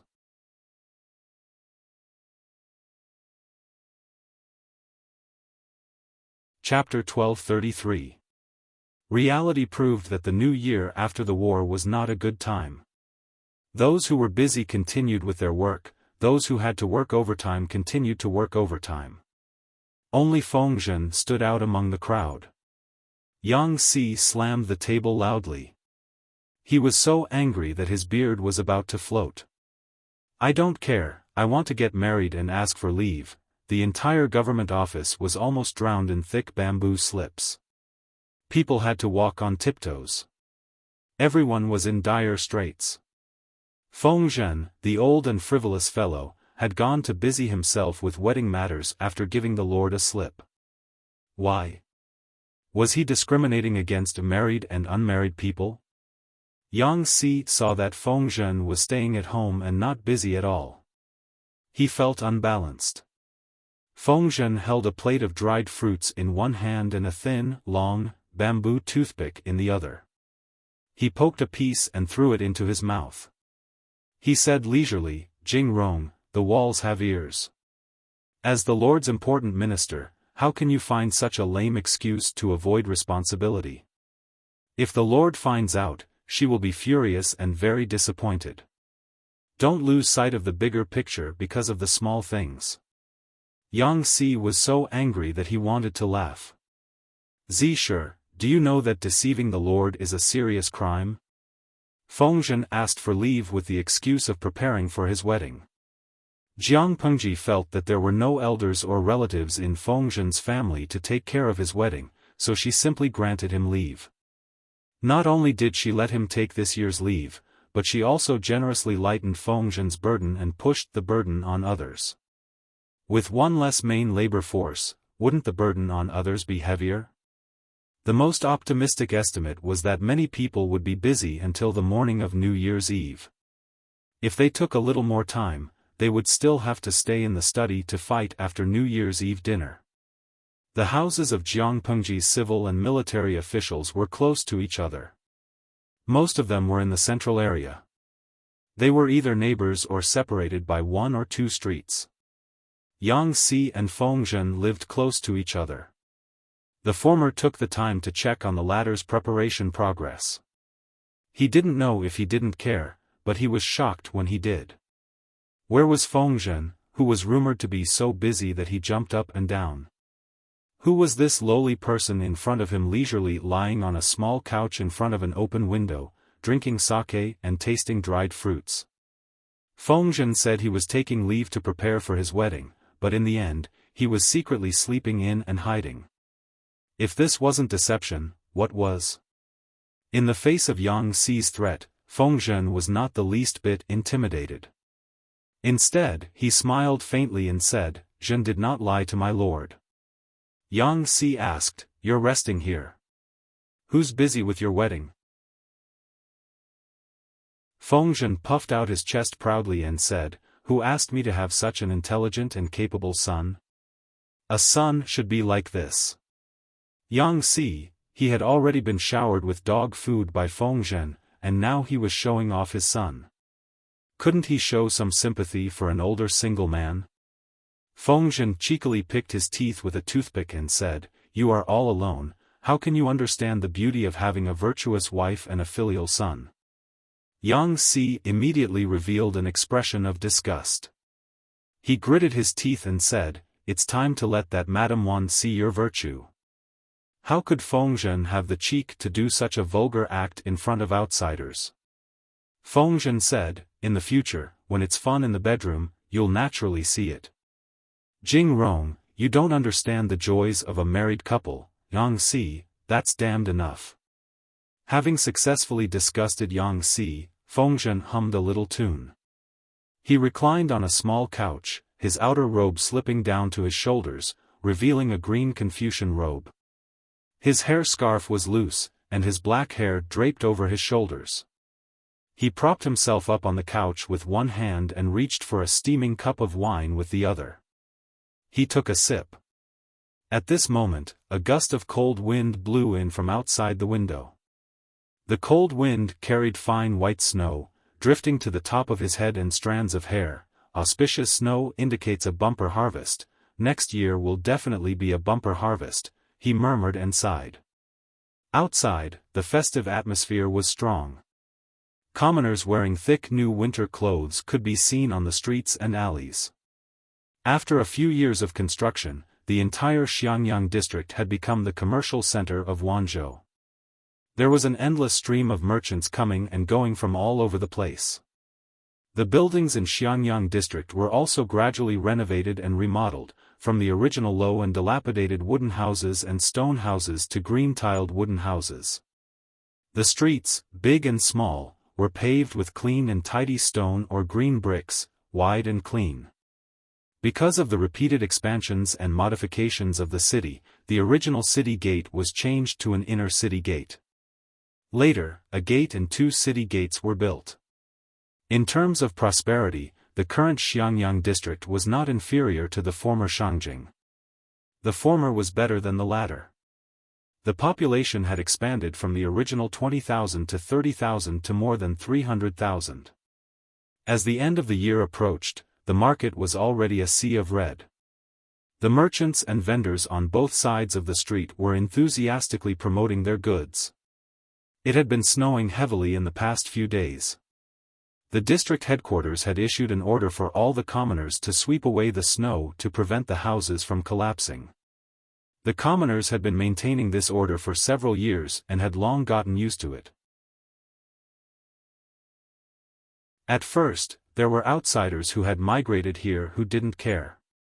In the end, a commoner passed by the commoner's house and slipped and fell, breaking his bones.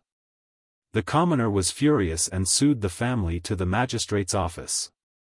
The magistrate's office sent bailiffs to inspect the snow and judged the commoner to have improperly swept away the snow. They were fined a sum of money, and the head of the household was also arrested and sent to prison for 3 days as punishment. After the heavy punishment, no one dared to violate the district headquarters' orders anymore.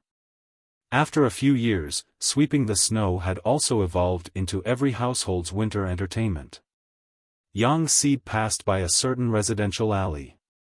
Separated by a courtyard wall that was taller than a person, he faintly saw a burly figure in black standing on the eaves sweeping the snow.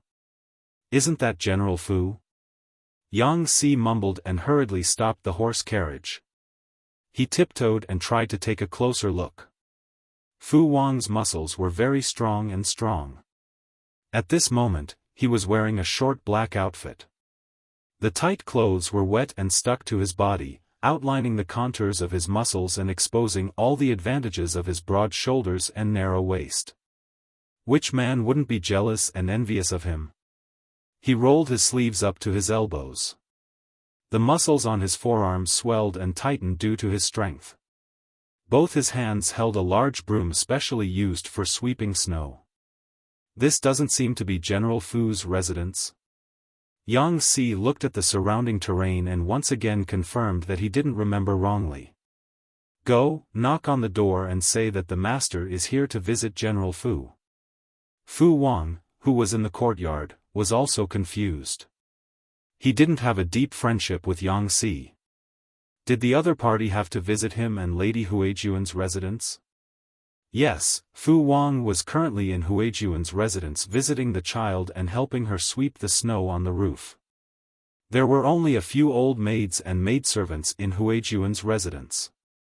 The house was also relatively high, so it was inconvenient for them to climb up. Thus, Fu Wang volunteered. As someone who was raised by a pack of wolves, Fu Wang's style of doing things was obviously closer to that of a wolf. He didn't lack patience when waiting for prey. He would infiltrate the other party's life bit by bit and then take them down with a thunderous force. He wasn't afraid of failure, but he was afraid of not being able to keep his cool.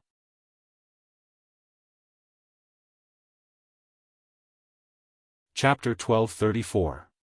You're here, Master Yang. Huijun had always been concerned about Jiang Pengji's affairs. How could she not find out more about the talent she valued?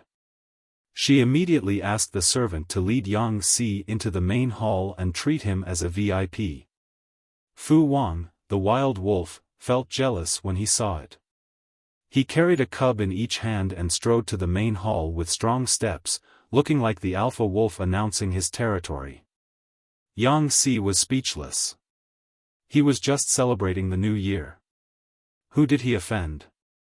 Did they take turns to feed him dog food? Fu Wang, an uncouth man, could openly squat in the house of the imperial beauty. Would the heavens open their eyes? Yang Si roared in his heart, but he looked very calm on the surface. He said, I didn't expect this to be Lady Hui's house. Please forgive me for my sudden visit. Yang Si knew Huijun. After all, she was an unforgettable beauty, but they didn't have much contact. Ever since they left Huangshui, Huijun had concealed her identity as the Empress of Zhongzhou and changed her appearance to become a servant girl of Jiang Pengji's hometown. Later, she was released to open her own house. Yang Si vaguely heard that this young lady had been in contact with Zhang Ping and Xiao Guang of the Mo family in the carpentry workshop. It seemed that they wanted to combine the pedal-powered spinning wheel with the water-powered spinning wheel. It seemed that there was already good news about this. Even though he didn't know the details, Yang Si felt that the woman in front of him was not simple. Huijun smiled faintly and said, What are you talking about, Master Yang? It's my honor to have you visit my house. Fu Wang, who was carrying the two cubs, coughed heavily. Huijun rolled her eyes at him. It was clearly an unpleasant action, but she looked extremely flirtatious when she did it. There are still maids sweeping the snow on the roof outside. I'll go and keep an eye on them. Take your time. Yang Si looked at Huijun's back as she left, then at Fu Wang, who was carrying the cubs and frowning. He secretly felt a toothache. If he really couldn't see the clues, he would have wasted so many years in the brothel. These two children. Could they be Lady Hui and General Fu's? Fu Wang nodded and admitted it without hesitation. The more he looked at the twins in his arms, the more he liked them. Especially his daughter, that charming appearance was carved from the same mold as her mother. Not only did he like her, but his neighbor, old man Xie Qian, also liked her. Come to think of it, it was strange that old man Xie Qian's granddaughter, Lin Wan, looked a little like his own daughter. If not for their different sizes, they would look more like twins. Fu Wang asked around and found out that Huijun looked very similar to Lin Wan's grandmother when she was young. It was really fate. Because of their children, the families of the two generals began to interact more, sending each other gifts during the new year. Yang Si rolled his eyes and said hesitantly, but according to what I know, that Hui Nyangzi seems to have become independent? After establishing a family, she became the head of the family, and the child also took her surname. Fu Wang felt a little awkward. Fu Wang said, "My surname isn't important. I don't believe in talismans anyway." He was originally a baby boy abandoned by a farmer at the border. He was raised by a she-wolf since he was young, and then he met his lifelong benefactor and adoptive father, Fu Yang. Fu Yang gave him a name and changed his surname. Only then did Fu Wang have his own name. How would he know who his original ancestor was or what his surname was? To him, it really didn't matter what the child's surname was, as long as it was his child. Even if he had to take Huijuan's household registration, he wouldn't have much of an opinion, because he didn't have the concept of household registration or ancestral inheritance. Yang Si, this made so much sense that he was actually speechless. General Fu loves Hui Nyangzi so much, it's really enviable, Fu Wang said casually. What's there to be envious about, Mr. Yang? As long as Mr. Yang is willing to nod, how many daughters of good families would be willing to follow you? Yang Si wasn't an old man who was left behind. He was clearly a member of the Dink clan who had no intention of starting a family. When Fu Wang said that, Yang Si's expression revealed a trace of unnaturalness. Mr. Yang. Could it be that there's something difficult to say? Fu Wang asked carefully, as if afraid of touching on Yang Si's sore spot. Men who were unwilling to get married or take a wife most likely had Yang deficiency syndrome. Should we find some doctors to take a look? It's not good to hide one's illness for fear of treatment. Without waiting for Yang Si to reply, Fu Wang said, I know a few strong folk prescriptions. Would Mr. Yang like to try them? Yang Si, looking at Fu Jingtu's dignified appearance, tall and strong, he actually needed some strong folk prescriptions? He didn't say anything, but Fu Wang could understand. For men, some topics didn't need to be said with their mouths. They could communicate with their eyes and expressions without any obstacles. Fu Wang said, Of course it's not me. I'm fine.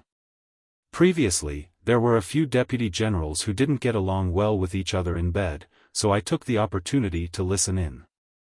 Yang Si's expression became even weirder, almost turning purple. Sorry, he was in good health, so he didn't need strong folk prescriptions to liven things up. Yang Si didn't want to get married and have children, not only because his mother was a prostitute, but also because of the influence of his experiences in his youth. From the bottom of his heart, he didn't kill Zhaonyang and Di Nyangzi, but he was forced to hide in the cellar and listen to them being humiliated to death. He couldn't get over this in his heart. He vaguely remembered that he quite liked Di Nyangzi at that time. Even his first dream was because he dreamed of her.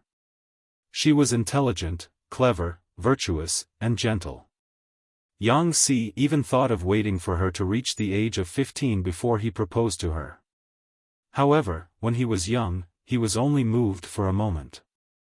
Now that he was in his 30s, he had thought through many things. Whether it was his mother's identity or his experiences in his youth, they had all become a part of the past. It was just that, he no longer had the impulses of his youth. It was good to be single. When he was old, he would go to the nursery hall to pick a child he liked and make him his heir. It would be enough to have a filial son after his death.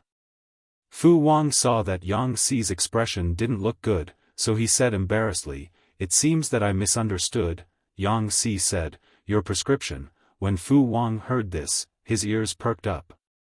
The two children in his arms, including him, looked at Yang Si at the same time. Si doesn't need it, but Feng Zisher, that bastard, might need it.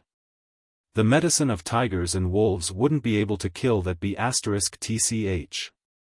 Yang Si was full of depression after being fed 2 rounds of dog food when he went out to the government office. He was addicted to work and eating dog food. The carriage turned into 2 alleys. Yang Si was lost in thought when the curtain of the carriage seemed to be hit by something. Cold snow was thrown into the carriage. Yang Si was splashed by the snow and instantly became furious. He hurriedly asked the coachman to stop and lifted the curtain to argue with that person. Which naughty child had a snowball fight on his carriage? After looking, he realized that there was no one in the alley. He looked at the position of the curtain and then followed the direction where the snow was thrown. Jiang Nongqin was dressed neatly and held a broom in her hand. She stood firmly on the edge of the wall. She was the one who swept the snow just now. She said weakly, "I'm sorry, I thought there was no one." Yang Si looked up at Jiang Nongqin, who was against the light. His Adam's apple rolled a few times. He teased her for some reason. "If you're really sincere, can Field Officer Jiang help me sweep the snow on the roof?" In the face of this difficulty, Jiang Nongqin's expression did not change. Of course. A man should know when to yield and when to stand tall. It was just sweeping the snow, a small matter. It was her carelessness that disturbed Yang Si's carriage. It was not too much to compensate for sweeping the snow. Yang Si was speechless.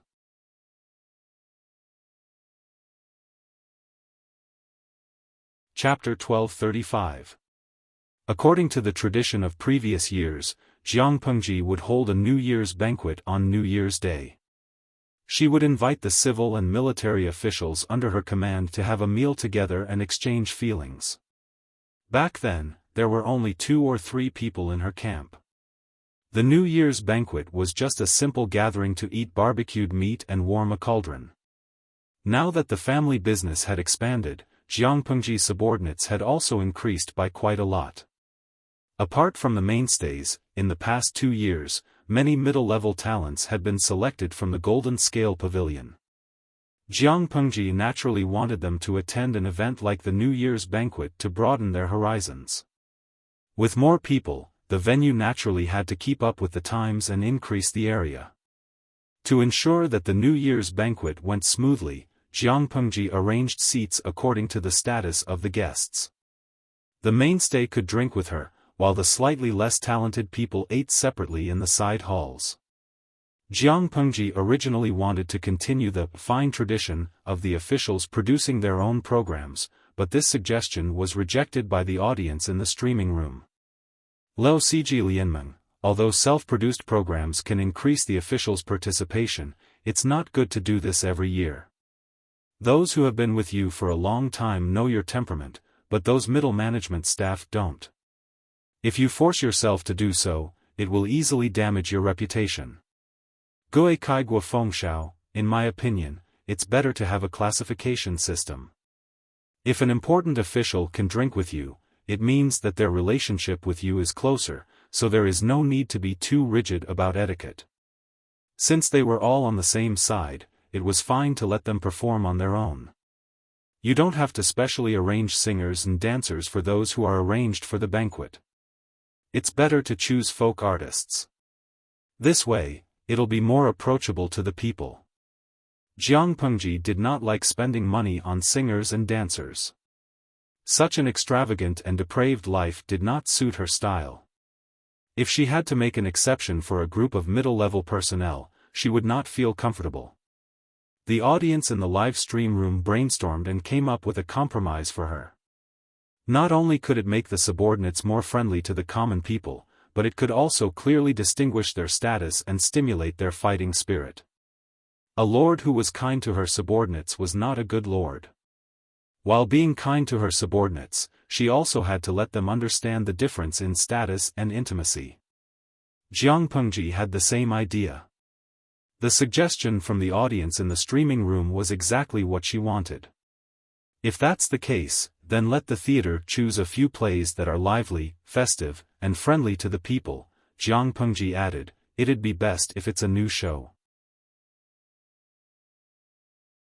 The power of Wanzhou flourished, and the entertainment industry prospered along with the growth of the economy and population. With Jiang Pengji's permission, Wei Ci vigorously developed novelists and related industries, using entertainment methods to control public opinion. After several years of implementation, the results were remarkable. The people of Wanzhou had been ravaged by Wei Si's great method of brainwashing through public opinion, and they had long regarded her as a god. Didn't you see that countless men and women yearned for Jiang Pengji's favor day and night? As the leader in this field, Wei Si had to take on this task.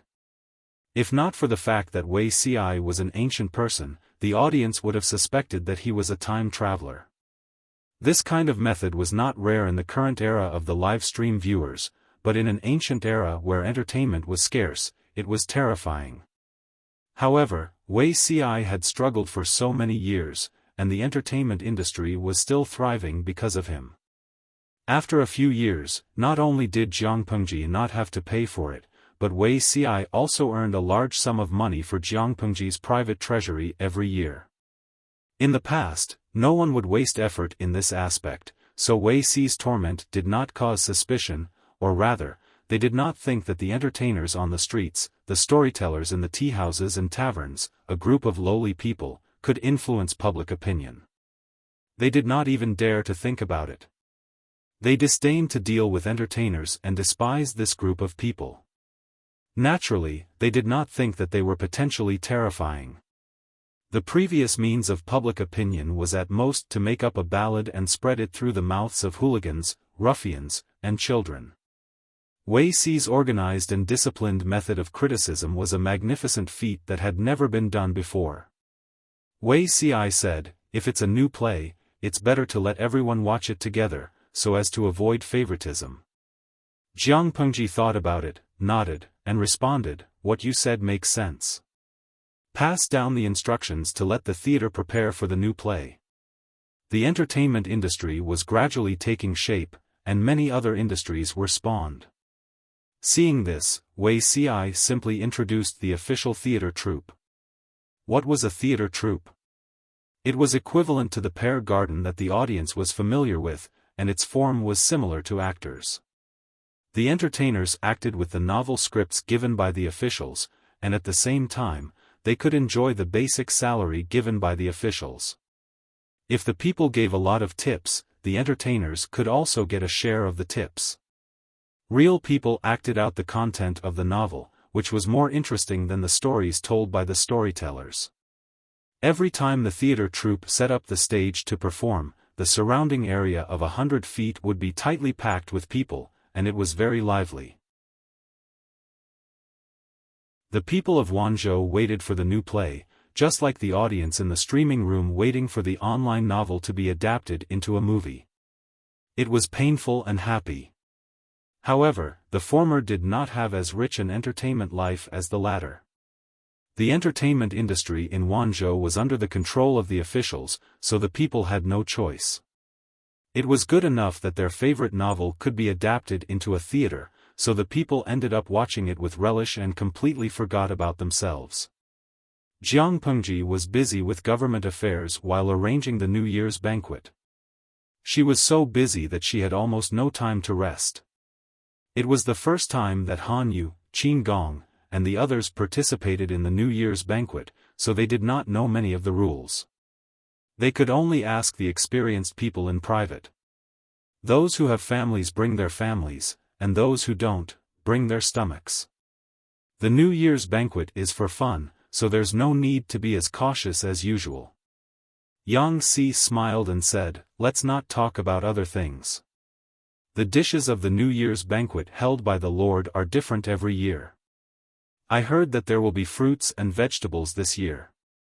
In winter, most people ate meat or wild dried products. Vegetables and fruits were almost delusional." Fruits and vegetables? At this time of the year? Han Yu was skeptical about Yang Si's words. He had cheated Yang Si before, but who could guarantee that the narrow-minded Yang Si would not dig a trap for himself? "I heard that it was Zhang Ping and Xiao Guang from the woodworking workshop who came up with it.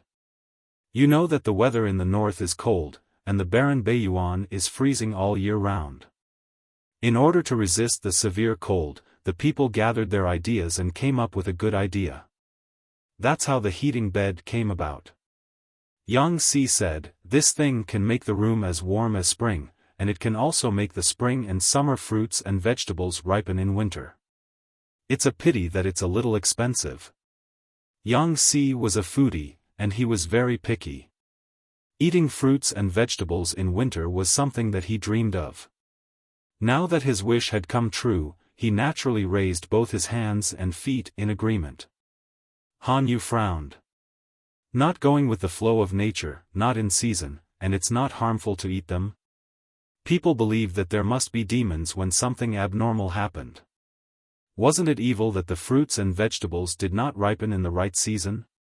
Confucius once said, "Don't eat when it's not in season," which meant that they would not eat when it was not in season.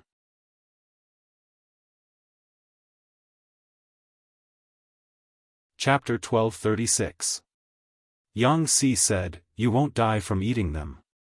They're all the same, it's just that the season is different. My lord wants to do things that ordinary people can't do. Fruits and vegetables that are out of season are naturally included. Moreover, it's hot and dry after winter. Consuming too much dried meat is harmful to one's health. If there's something wrong with fruits and vegetables that can warm the Kong, it's because it's too much manpower and nothing else."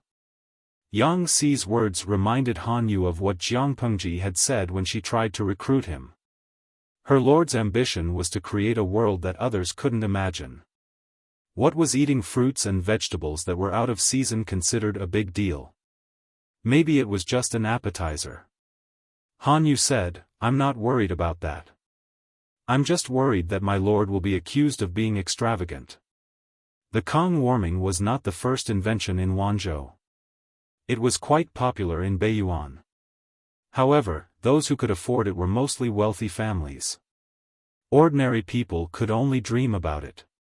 With the Kong warming, the technology of the greenhouse was naturally not far behind. According to historical records, the technology had been around for hundreds of years. It was specially supplied to the royal family.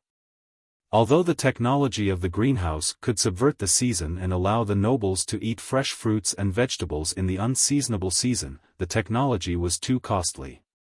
There was once an emperor who thought it was too extravagant and ordered it to be banned. Over time, the technology gradually became history. Rather than saying that the people were going against the season, and there must be something wrong when things are abnormal, it was better to say that the greenhouse was too extravagant. Scholars also cared about their reputation. To say that the greenhouse was too extravagant was a direct slap in the face to their immediate superior. Therefore, they took a different approach and changed their argument. "Is my lord still considered extravagant?" Yang Si laughed. "Don't worry, Wenbin. Xiao Yu said that all the expenditures for the greenhouse will be from my lord's private treasury. My lord just wants to have a good New Year's banquet so that everyone can eat fresh fruits and vegetables in winter. It's not as serious as you think. If someone thought that the fruits and vegetables that were out of season were poisonous, then don't eat them." Anyway, Yang Si was ready to eat to his heart's content. Han Yu could only be speechless. As long as my lord was happy, the New Year's banquet was held as scheduled. Early that morning, Wei Si dug Jiang Pengji out of her bed. The maidservant helped her change into the 9-chapter royal robe that had been prepared. Jiang Pengji wore a heavy imperial robe with 9 stripes. She ascended the gate of the inner city to offer sacrifices and pray for blessings. The crowd below the city shouted at her. 9 imperial robes, black and crimson robes, coral pendants, jade ornaments and a sword. If it weren't for the fact that their clothes were different, the commoners would have shouted, "Long live the emperor." Even though he didn't do so, the commotion that was like a tsunami made people's blood boil and goosebumps spread all over their bodies. After the worship to the heavens, the day's celebration officially began. During the day, the market was already bustling with noise and excitement. At night, the streets and alleys were filled with people jostling each other. The lights were brightly lit like fireworks. Some were wearing costumes and walking on stilts, some were dancing cheerfully, some were beating gongs and drums and humming tunes. There were lantern festivals everywhere in the city. Vendors were carrying their goods and walking through the streets. Children were playing and laughing. No matter how virtuous the scholars were, they couldn't help but walk into the crowd when they saw such a lively and prosperous scene. It was very lively outside. The New Year's banquet that Jiang Pengji had carefully prepared was about to begin. The year before, there was a war. Many people spent the New Year's banquet outside. This year, her power was on another level. Jiang Pengji only needed to put on a dragon robe before she could ascend to the throne. The meaning of this New Year's banquet was particularly different. Su Ku, Qiguan Rang, and the others brought 1 or 2 family members to the designated seats. Those who had wives brought their wives, and those who didn't brought their sons, daughters, or grandchildren. If they didn't have either, well, they would come with an empty stomach like Yang Si. In this kind of formal occasion, no idiot would bring a concubine who could not even be seen in the backyard to cause trouble. Jiang Pengji sat at the table and looked down. She was instantly amused. She didn't know if she didn't look, but she was shocked when she saw it. Some of the people in her camp were married, some had children, and almost none of them were single. Feng Zhen, the prodigal son, was also going to get married after the new year. If he worked hard, the next generation in Wanzhou might be even stronger. Jiang Pengji was not only the lord, but she was also the elder of this group of children. She asked someone to distribute all the red envelopes that had been prepared in advance. It was counted as the children's New Year's money. Each red seal was filled with a nude piece of gold, which the goldsmith had made into various charmingly naive animals, which were very pleasing to the eye. The group of children, led by Feng Yi, uniformly greeted Jiang Pengji for the new year. Happy New Year, blessings rose and fell, and many of the children stuttered. However, their childish voices were pleasing to the eye. Happy New Year, all is well. Jiang Pengji solemnly returned the greeting. A few of the older children blushed. The younger children turned their heads blankly and looked at their parents. Looking at such a joyous and friendly scene, Han Yu's heart was filled with an indescribable feeling. For this New Year's banquet, he brought his wife and his eldest legitimate son. His wife was absent-minded the whole time. Although the smile on her face was flawless, the way she secretly looked at Jiang Pengji was very disrespectful. The eldest legitimate son followed the children to pay their New Year's greetings. He returned to the banquet with a thick red envelope in his hand.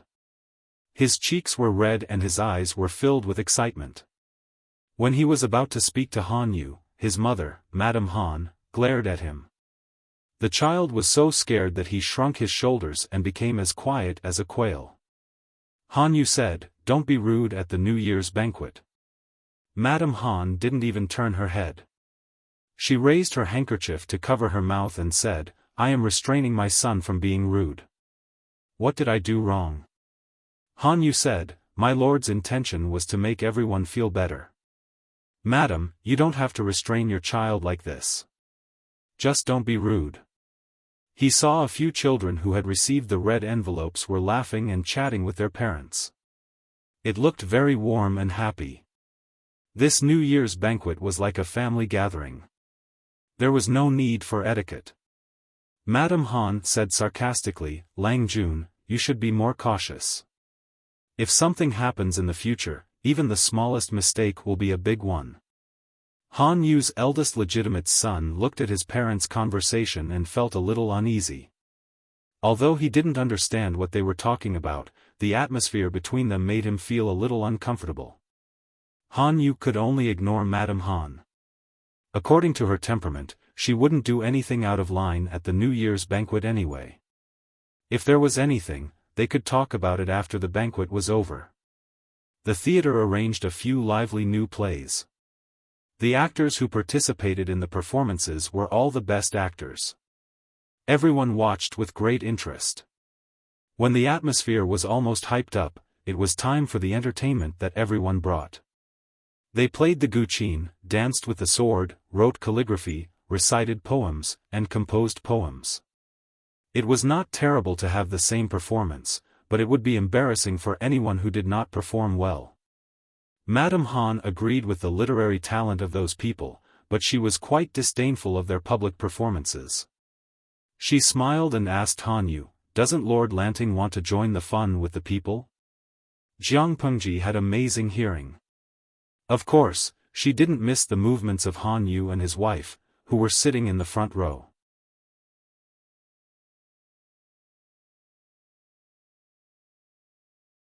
Chapter 1237. Naturally. What's that? Except for Han Yu, the rest of the people were puzzled. They couldn't figure out why their lord would suddenly say something like that. Those guys were obsessed with the performance. They were all smiling on the surface, but in their hearts, they had already insulted each other. Of course, they didn't notice the conversation between Han Yu and his wife. Han Yu was so shocked that he was sweating profusely. His heart skipped a beat and his face turned pale. Mrs. Han was also shocked. She was embarrassed and she didn't dare to look up and meet Jiang Pengji's eyes. Han Yu's seat wasn't very far behind, but it wasn't too far in front either. He was still more than 30 meters away from Jiang Pengji. The couple deliberately lowered their voices so that no one else could hear them except the eldest son, who was sitting obediently. Mrs. Han was arrogant, but she also knew how to read people's expressions. There was a big difference between speaking ill of Jiang Pengji in private and being caught speaking ill of her behind her back. Even though Mrs. Han was experienced and had been to many banquets of the aristocratic families, she couldn't help but feel nervous at that moment. Her glib tongue seemed to be tied into a knot and she couldn't say a word. Her forehead was covered with fine sweat. Even though she had applied rouge on her face, it still couldn't hide the panic on her face. Ever since she was a child, she had always been the center of attention in the circle of aristocratic women.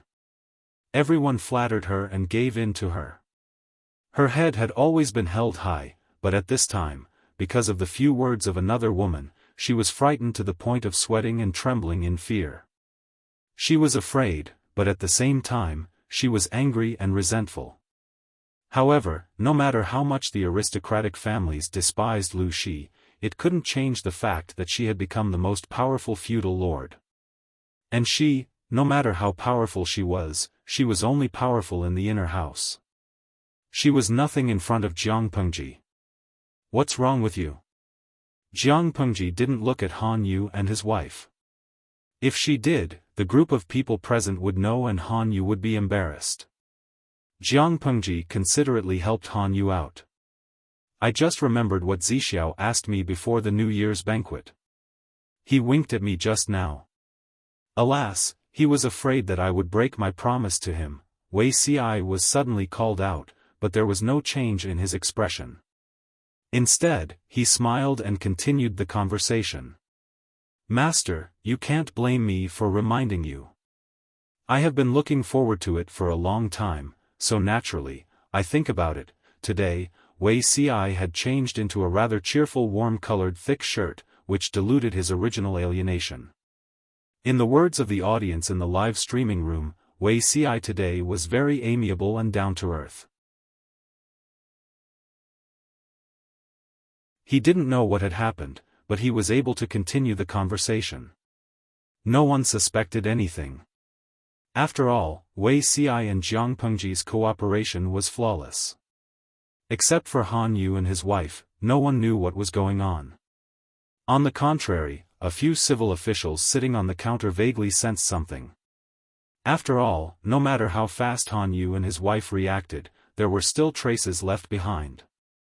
Qiguan Rang retracted his gaze. His brows furrowed imperceptibly. Coincidentally, his hand was empty. He looked down.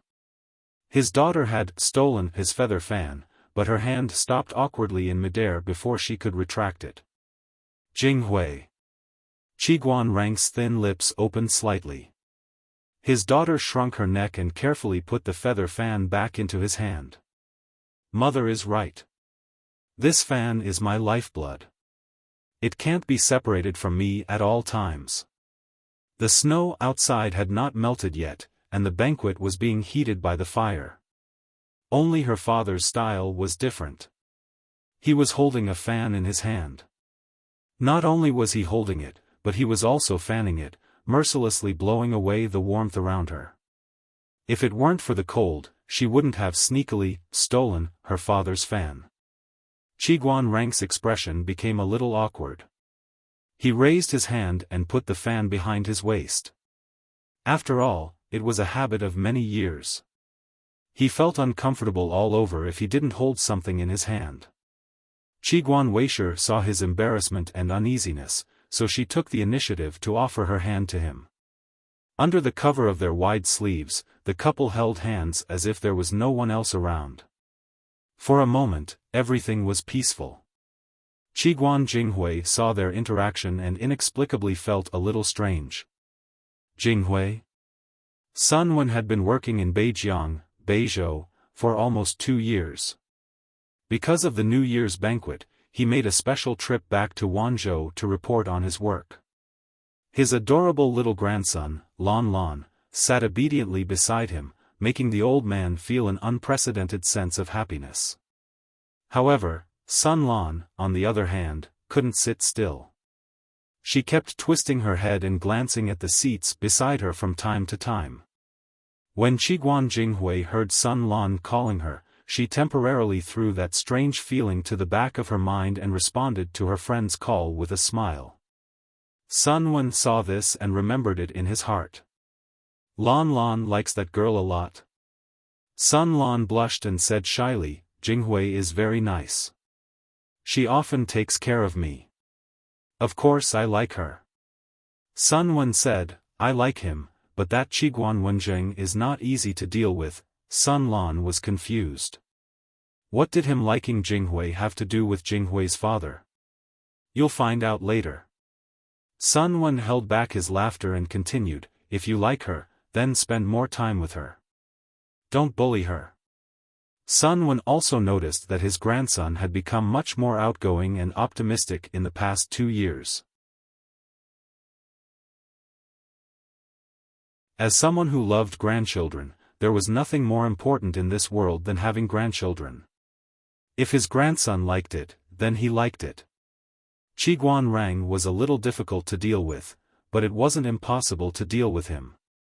The grandfather and grandson talked in low voices. Qiguan Rang, who was some distance away, seemed to have sensed their conversation. He glanced at them from the corner of his eye. At that moment, Qiguan Rang heard his lord say something, for today's performance, I still need to borrow something from Zixiao. Qiguan Rang's attention immediately returned to the banquet. His lord got up from the banquet table and seemed to want to perform something. Jiang Pengji wanted to borrow something from Wei Ci. How could he refuse? With the green light all the way, Jiang Pengji successfully borrowed Wei Ci's flute and his daughter. Everyone was confused. When did Wei Ci have a daughter? He didn't even have a wife. Could she be an illegitimate daughter who was tossed around during the war? A few insiders looked at Wei Ci and then at their lord. They were afraid that the New Year's banquet would turn into a battlefield. Wei Ci was surprised at first, then he revealed an indescribable expression. His ears turned red at a speed that was visible to the naked eye. Wei Ci had once teased that the iron-eating beast was Jiang Pengji's daughter. Now that Jiang Pengji teased him back in public, didn't that mean that the iron-eating beast was their daughter? Others didn't know the details and were purely watching the show. As an insider, Wei Ci felt as if he was sitting on pins and needles. He was teased in public, and he was so embarrassed that he didn't want to show his face. Not long after, a servant girl came up with a black and white ball. The ball's black and shiny eyes were pure and clean. As soon as it landed, it wiggled its buttocks and quickly crawled toward a familiar person. Jiang Pengji smiled as she took the jade flute. Fengzhen and the others saw the situation and were suddenly enlightened. They suddenly remembered the battle with the Gaoyue clan in Tsang Prefecture. Their lord's flute music could be said to be heavenly. Although she could tame beasts, their lord's musical talent was really unflattering. If she played music in public.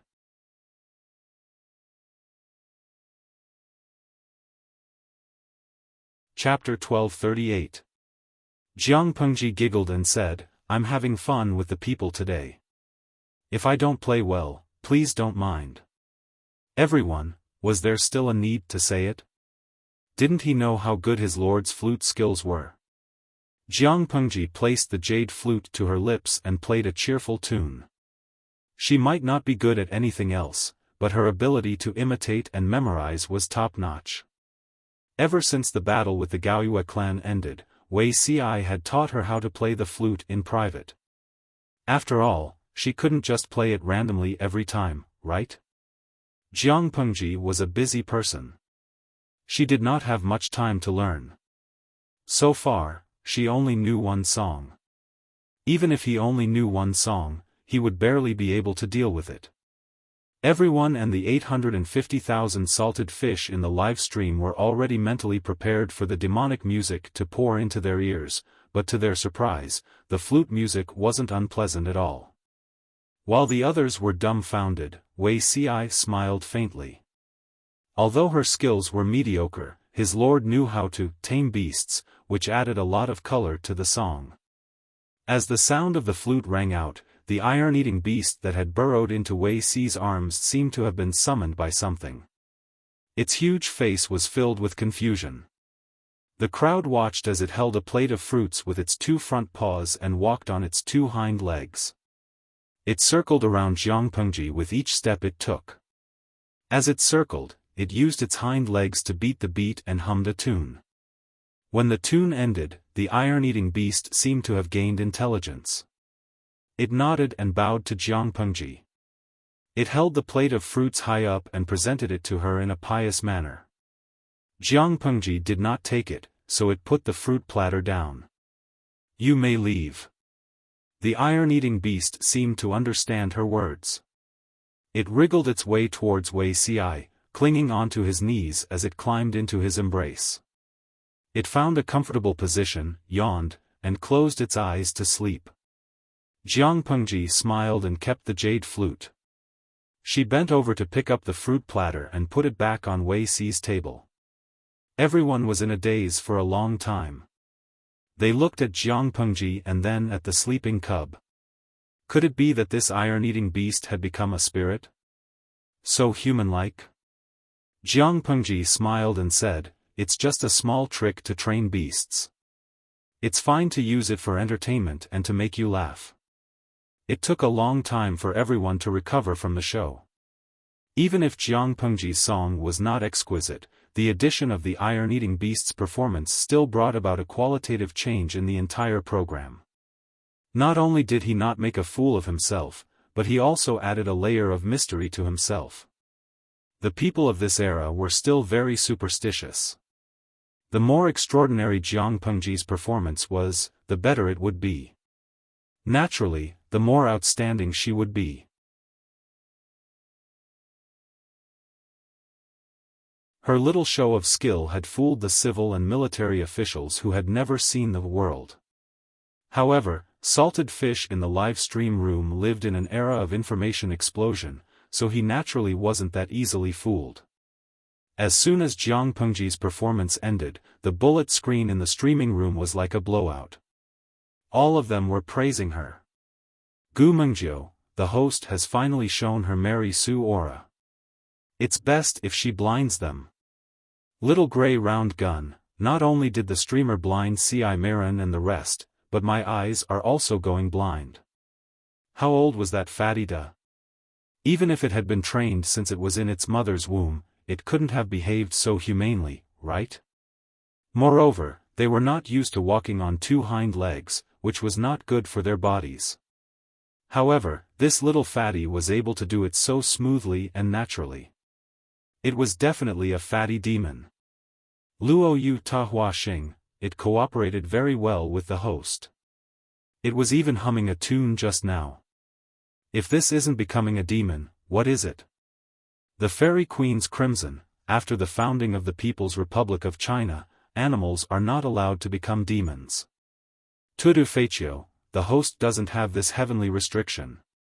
Maybe it has become a demon. Didn't you notice that this fatty duh was the fatty duh that appeared in the live stream room a long time ago? It used to be so small. Now that almost a year has passed, it's still so small. As everyone knew, after a young fatty duh was born, it changed considerably. The age of the fatty duh on the screen was obviously very young. It looked to be only 3 to 5 months old. Jiang Pengji smiled without saying a word. She did not explain the secret behind it. Of course, this iron-eating beast did not become a demon. Its actions were all controlled by Jiang Pengji. She turned her mental strength into an invisible force and manipulated the iron-eating beast to do what she wanted. The truth was that simple. Jiang Pengji did not explain. Everyone could only attribute the effect of the performance to the magical, familiar, and becoming a demon from being fat. It was rare for her to perform, so the civil and military officials naturally gave her face and supported her performance. The atmosphere of the New Year's banquet returned to normal. Seeing that, Mrs. Han's expression became extremely stiff, as if it was covered with a layer of plaster. She did not feel good at all. She reflected on herself. She felt that it was probably her fault for being too obvious. That was why Hanyu had a handle on her.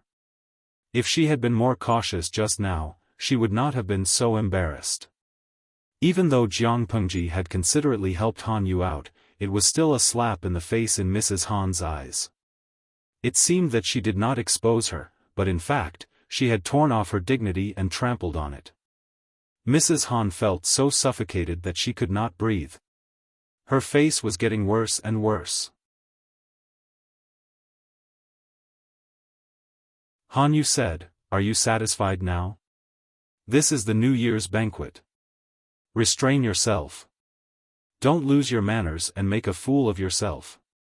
Mrs. Han would not listen to anything else, but when it came to her manners and dignity, she would listen to it very well. No matter how resentful Mrs. Han was, she did not dare to show her anger. She could only swallow it back. Jiang Pengji laughed and chatted with the crowd while secretly glancing at Hanyu and his wife. The couple did not seem to get along well. But, after all, it was Hanyu's family business. As a man, he would handle it well. Jiang Pengji was an outsider and the lord. It was not appropriate for her to intervene. After eating and drinking to their heart's content, Jiang Pengji took the crowd to watch a few lively new plays. Some of the new plays were warm and happy, and some were purely funny, like crosstalk and skit. When it was almost time, Jiang Pengji asked them to go home and stay with their families for the New Year's Eve. It was the first time that the eldest son of Hanyu's wife had a New Year's Eve like this. He was still thinking about the content of the new plays and the peers he had just met. Mrs. Han sat in the carriage silently. There was a distance of a few fists between her and Hanyu. Hanyu said, "After the New Year's Eve, I plan to send my son to the Golden Scale Academy for his education. How can the Golden Scale Academy compare to my family's school?" Mrs. Han frowned. "That kind of place will lead the students astray?" Hanyu was a little angry. He said, "My teacher also teaches in the academy. How can it lead the students astray?" Mrs. Han did not say anything, but judging from her eyes and expression, she did not approve of Hanyu. So what if it was the Golden Scale Academy? How could a reputation that was made up of be compared to the aristocratic families that had made great contributions? However, her husband did not understand her. The more she thought about it, the more she felt wronged. In order to be a good example of a noble lady, she promoted the maids who had served Hanyu before their marriage. She even gave them face and treated their children kindly. She had worked hard for her family, but she could not get Hanyu's understanding and respect. Mrs. Han said forcefully, "If you want to use the children's future to flatter them, you can humiliate anyone but me." The sons and daughters of concubines in the inner courtyard could just go to the Golden Scale Academy. Anyway, they were the sons of concubines who couldn't be seen in public. It would be a waste for them to study with a bunch of lowly commoners' children. If she let her eldest son go to the academy, she would cry to death. Han Yu was so angry that his face turned green. The eldest son of the concubine lowered his head silently under the gloomy atmosphere. He did not dare to look at his parents. "You are not allowed to be willful and mischievous," Mrs. Han sneered. "Are you really as cruel as iron? Are you going to humiliate my son?" Han Yu said, "I am not humiliating him. I love him dearly. Why would I harm him?" Mrs. Han was disheartened. She was so angry that she and Han Yu lived separately. She left the father and son to stay up for the New Year's Eve and went to bed early. Han Yu let out a long sigh, but he could not do anything to his wife. When you go to the Golden Scale Academy, treat your classmates with courtesy. Do not be arrogant. Han Yu gently reminded his eldest son during the New Year's Eve. The eldest son was gentle and obedient. You're tuning into the Xiaofan's Wuxia Tales YouTube channel. Don't forget to subscribe and join us on this journey to catch the most captivating stories.